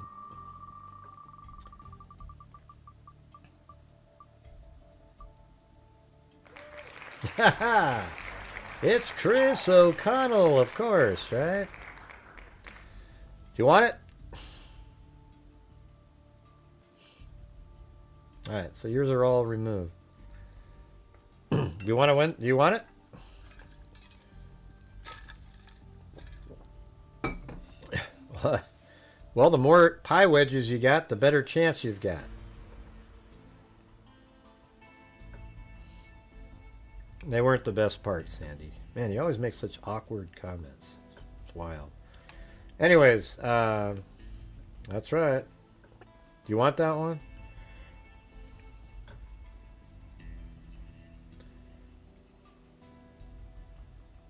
Okay, here's another spin. And you can always say respin if you don't want it. I mean, not that you don't want it, but if you're, you know. Hey, look at that. Sherry C won. Okay, so Chris O'Connell wants me to respin it. But Sherry C, you won one. So make sure. I don't know if you're still out there, but.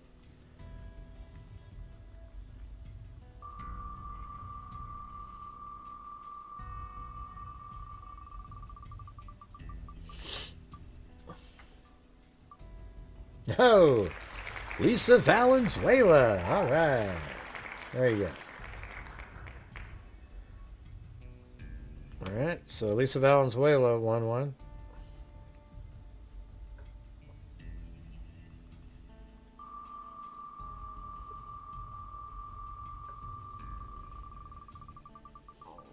Oh, there goes my stomach. Oh, it's a blank. Wait. Oh, Bella Marie won. Okay. Okay, so Lisa wants to respin. Now I don't know where we're at. So what do we have so far? Jeez. Anybody know? I'm confused now. So we had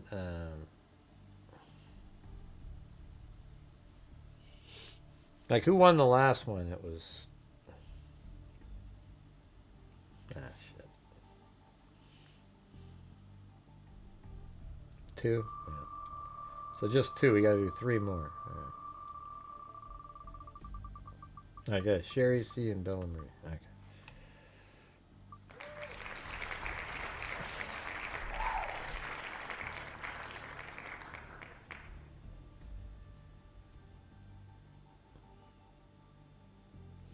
I like it when the some random ones that maybe did 5 or 10.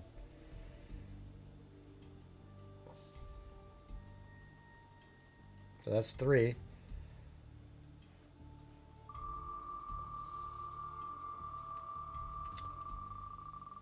So that was Jack's D. Just won that last one.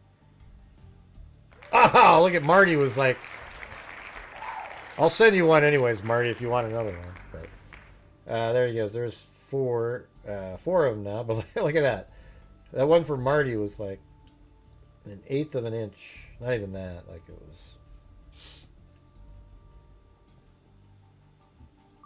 All right, here's the 5th one.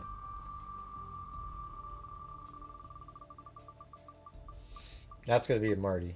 There you go. Ah, there you go. Marty!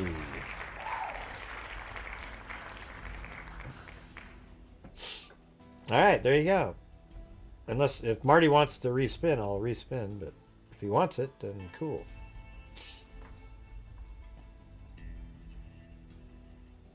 There you go. Cool. We'll get another one over there. Very cool. Very cool.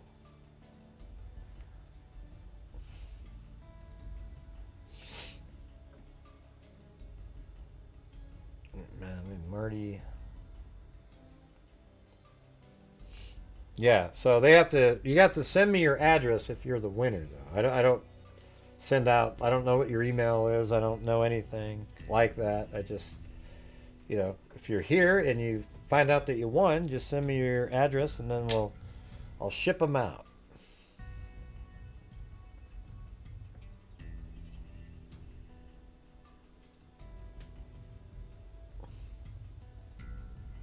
All right, now I'm gonna do one more spin, you guys. This is now that the really big, you know, all these names here should be like it's weird how like if you get, you know, the people that send in like $100 or something, there's 20 of these pie, so they have a really good chance of winning. Oh, you wrote them down? Okay. Well, maybe you can email them to me. Here's one more though. Okay, here we go.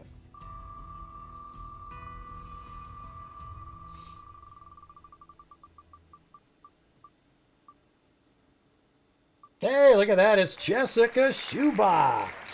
Ah? Ew, all right. Thanks, Jessica Schubach. There you go. So, there you have it. There you have it.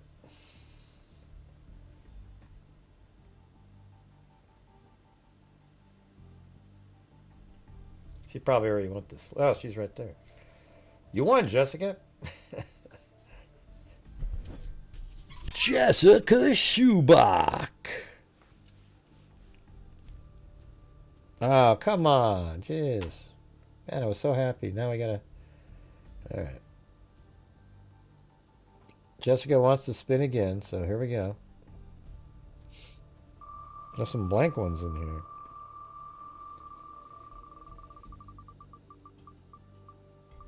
And look at it, lands on a blank.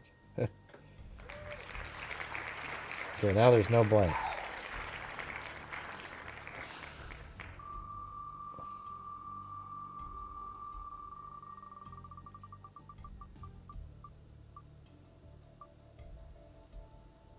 Lean B.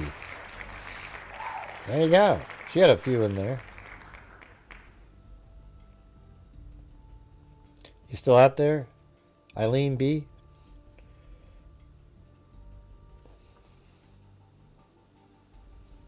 Yeah, 4 of them. Maybe in another year or 2. You're right. Jessica Schubach is writing a novel about the Grant Hughes Investigates YouTube channel.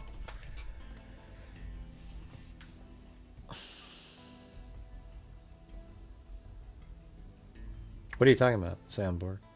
Nobody knows what you're referring to. The only way I could do that was if you had to do a little more work, and I would be happy with it, but you have a good point, and I'm just trying not too much of an option right now about that. Wow. Whew. Yikes.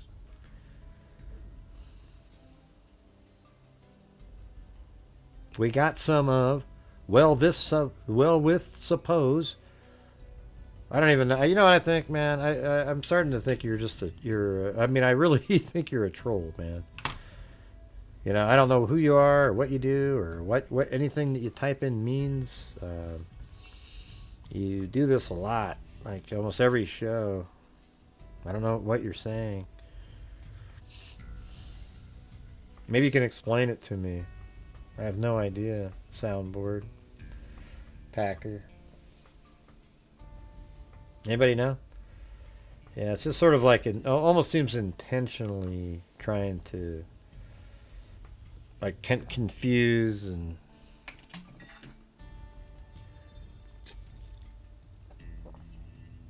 yeah, I have no idea.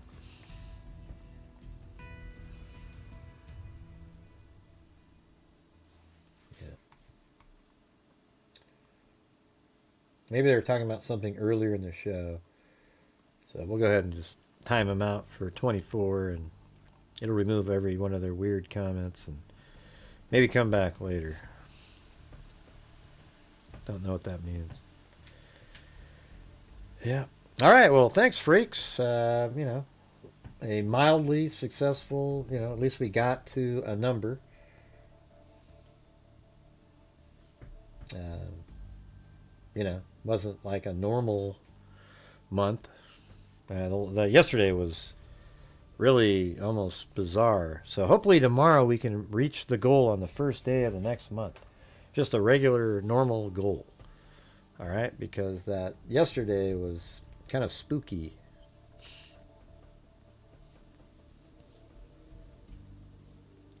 Freakazoids. That's right. Anyways, thank you all very much. Thanks everybody out there who's channel members and, you know, you're helping support the channel like that. I wish I had 10,000 channel members. That would be great. Wouldn't have to worry about a thing. But we don't. But thanks everybody, and thanks all the mods for dealing with all the crap that comes in here. And thanks everybody for watching, and another successful month. We donated $3,000 this month. I think it was National Center for Missing and Exploited Children, RAIN. No, wait. No, we gave to Tunnel to Towers. So I think it was, I think it might have been Knick-Knack or RAIN, don't remember, the 1,000. And then Tunnel to Towers. And then we just did bold.org and also the Intermountain Forensics for use by Identifiers International. And thanks for all the, you know, the people, you know, this month for, you know, helping on nights where, I mean, there was, obviously, you know, I got, you know, like Chris O'Connell and Marty and Lisa Belson at times and other people that have, you know, sort of got us to goals on nights where it just wasn't going to be happening. So I really appreciate that. Hopefully we'll get back to a time where there's bigger cases that I can put out the kind of stuff that I normally put out that does really well in views and ad revenue and subscribers and stuff like that. But we're kind of in a weird time right now because there's so many networks that have some of their people starting YouTube channels, and it makes it really tough for the rest of us.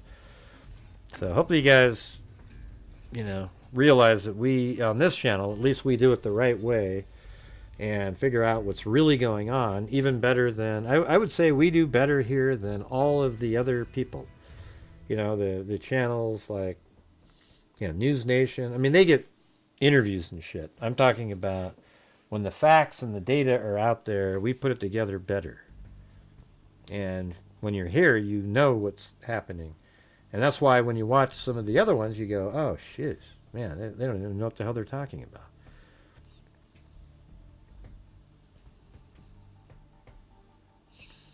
Huh? Oh. Yeah, Timothy Cecil, the big winner tonight.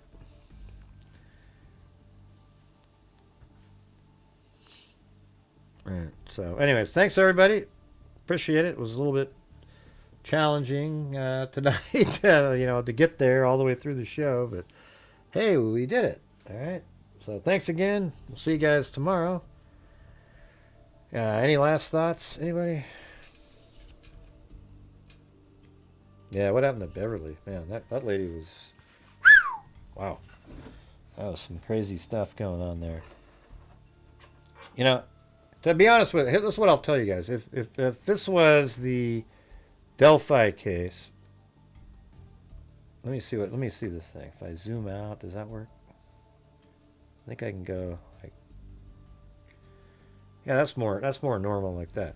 If this was the Delphi case, I can see people not believing it's Richard Allen 1,000 times more than Kohberger's case, right? I mean, I 100% believe Richard Allen's the killer in the Delphi case, but at least they have some angles, you know, to work with. There is zero in the Kohberger case. In fact, there hasn't been one piece of information that's come out over all these years that ever made me go, There's been not one scintilla of any piece of information that has pointed in another direction other than Kohberger. Okay, so yeah, the probable cause came out. I give deference to probable cause. I read it, and after reading it like 6 times, you guys remember the progression on the show. We went over the probable cause on this show from start to finish at least 4 or 5 times, maybe 6, over the years. And every time you go over the probable cause, it just became more and more clear how obvious it is that Brian Kohberger was the killer. Then, leading up to a supposed trial, documents kept being released, and not one of those helped Brian Kohberger out. In fact, it solidified every single element that we'd already knew about and made it worse. And then he pled guilty, and he admitted to doing it, and he gave up his right to ever appeal. And then after that, the state and different government agencies have released in FOIA requests tons and tons of information that we've been putting together, and nothing has helped Kohberger out. Now they'll go, well, what about the fog light gray? Well, unbeknownst to us, they weren't even going to be using that footage at trial from the vehicle that had the fog light at 2:44 in the morning in Pullman. It wasn't going to be used. The other shots all show a white Elantra missing front plate, and some of them you can't see it, but the ones that you can see that it's got the fog light plate cover. Okay, so it's got all that. It's got so much. Every single thing is absolutely has no helpful. It's not helpful at all to Kohberger. Right? You guys get it? All right, excellent. But Tyler was in Iraq. The same time dealing with legal actions. I don't even know what you're talking about, man.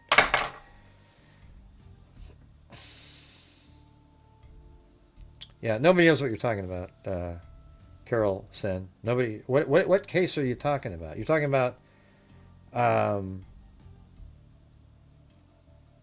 You're talking about Tyler Robinson? Where do these people come from? It's just bizarre. Well, talk about the case we're talking about, man.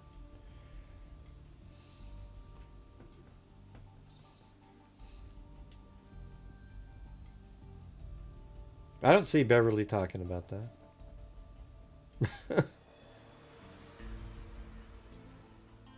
Oh, the car case, more sure than Idaho 4 is that Tyler Robinson, killed Charlie Kirk. Yeah, there's no doubt about it.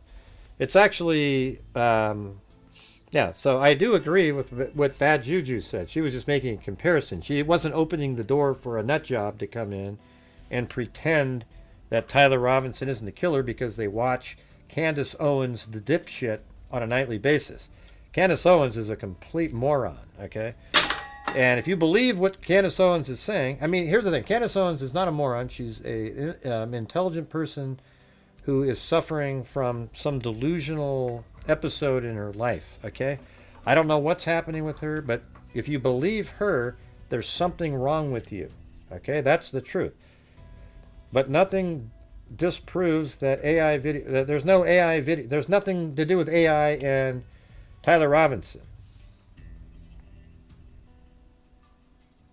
No, that's completely a fake video, Carol said. That's a fake video. The real video is out there. You seem like a crazy person. I don't mean to, but I don't know what you're talking about. Physics are fake then. But he jumped off. Yeah, no, he didn't jump off at full speed. That's a fake video that you're watching. He set the rifle down and he climbed off the roof and jumped. Okay, I gotta let you go, man. I don't have time. See you maybe another time. Come back when you get a brain, all right? All right, thanks, everybody. I really appreciate you guys being here, and be safe in the snow. There's Amigalio. You seem like you missed our donation night. Thanks for everybody for being here. We'll see you guys tomorrow. And who knows what tomorrow will bring, all right? So thanks for being here, and as I always say, until next time, be safe out there. And a 1 and a 2 and a 3 and a 4. Yeah, I've been doing this true crime thing for quite a while. And a 5 and a 6 and a 7 and an 8 and a I have 9. not seen one person. Oh, cool. I'll call it out. Do you know how to do one? Crime dissector. Here's a copy right here. Look. I'm a certified human lie detector. There's the coffee link. Gonna get ya on a stretcher if you try and play me I'll like say a it when it comes in. Crime sector is my nectar. Professor Gray Ray's gonna give another lecture. Crime collector, freak connector, and I'm always gonna be a pull detector. Cool deflector. Interceptor, And I'm needle than a spectre with a vector. on his specter. With all respect, Joe, just remember, I have a temple fucking injection. I have no agenda. I know what's in there. And I'll serve it to you straight without the blender. And in the end, I'm gonna send ya on a mission to reveal the true offender. Yeah, so I'll just get right back to work. All right, everybody? Talk to you later. All right, I'm a Galio. Hey, let me see. Why come that doesn't work? Let me go over to here. Hold on a second. So if you send in the coffee and I turn this on, let's see if it shows up with something. All right, so I just turned on this coffee thing. I think I had it off. So we'll have to check it out. Let's see if it works. I mean, I'm a Galio. I think I said that. Man, I'm tired. Jeez, what a long day.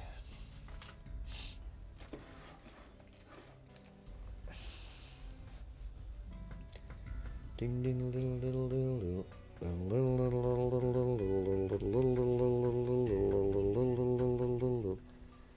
That's okay. We just did a whole show. You can go back and watch it. It's pretty good. That's weird. I hadn't seen that information in that document. That was really interesting.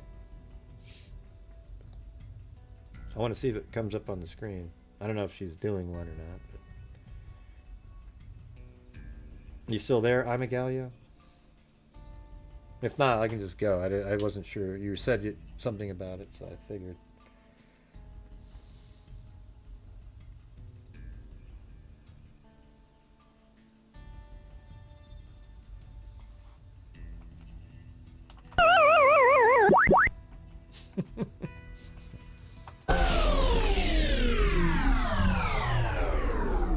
Correct. Correct.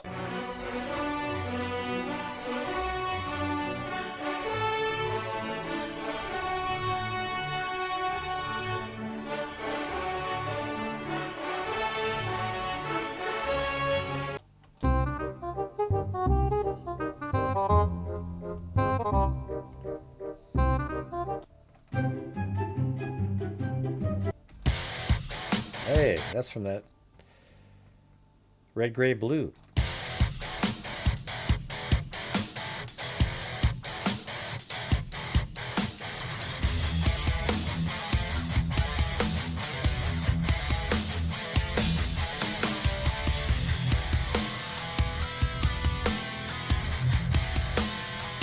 All right. I guess Amigalio took off. Let's see. Where was that one I was just working on? You ever do that where you put something in a folder and you think that, like, oh yeah, I'm going to put this in this folder. Great place to put it. Hey, look at that. But great. There's Amigalio. It worked. Do you guys see that? It's pretty sweet. Guess I should have had that on all night.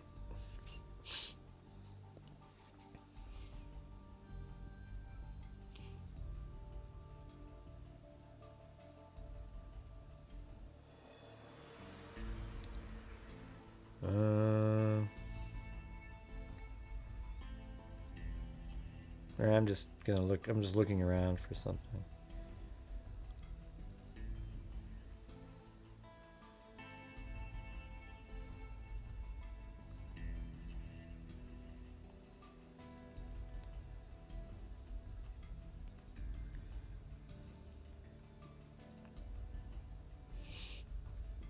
Yeah, I'm just looking for. Man, I wish I knew where I put that. Like I go, yeah, here's a good folder, and then I don't remember.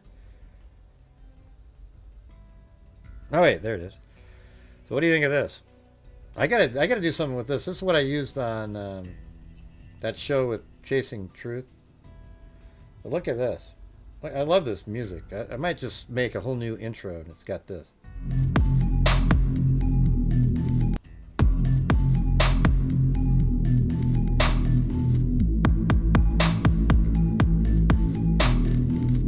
I think that's like one of the coolest things I've ever seen. They start doing this stupid beat afterwards, but man, just this part alone is freaking awesome, don't you think? I mean, just listen to that again. Listen. That's right. I found it for that show, but I need to use it on mine.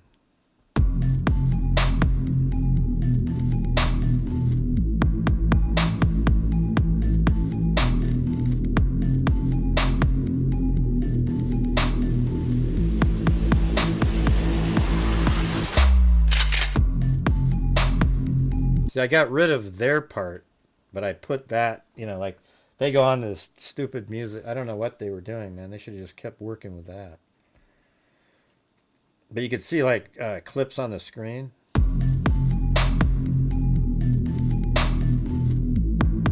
know, some movement. My going. What? And then it goes.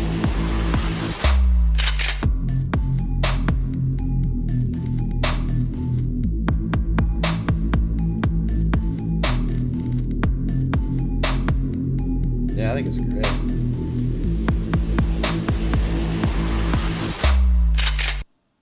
Boom. Just like that. I think that'd be pretty sweet, don't you think? Come on. When I'm walking through the mall, right. Yeah, that's right. You put some sunglasses on, Marty, you know, and just have that little beat going. Yeah, you'd be the coolest one in there. Yeah, anyways. There you go. So, yeah, I think I'm gonna redo a lot of stuff. I might even like start over and just kind of make a whole new set and everything. It's kind of cluttered at this point. I don't know. What do you guys think? Wear a suit and tie. Yeah, forget it. All right. Anyways, thanks everybody. See you guys later. I guess we'll do this one more time. Too bad. Yeah, Bruce isn't here. You'd love this for quite a while now. And during this whole time, I have not seen one person. And thanks, Amigalio. Crime dissector. quick rejector. I'm a certified human lie detector. Gonna get ya on a stretcher if you try and play me like an old projector.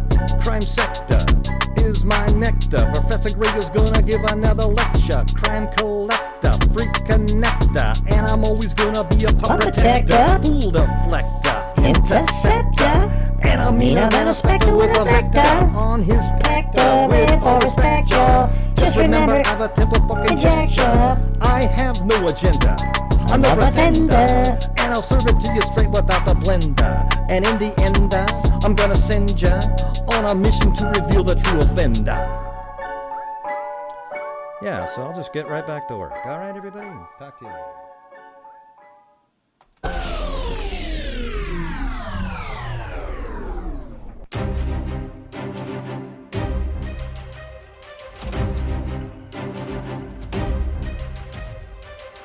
Thank you for watching Gray Hughes Investigates on YouTube, where we use logic, reason, and common sense to combat the nutjobs who seem to show up on a nightly basis. Thank you very much for watching, and as I always say, until next time, be safe out there.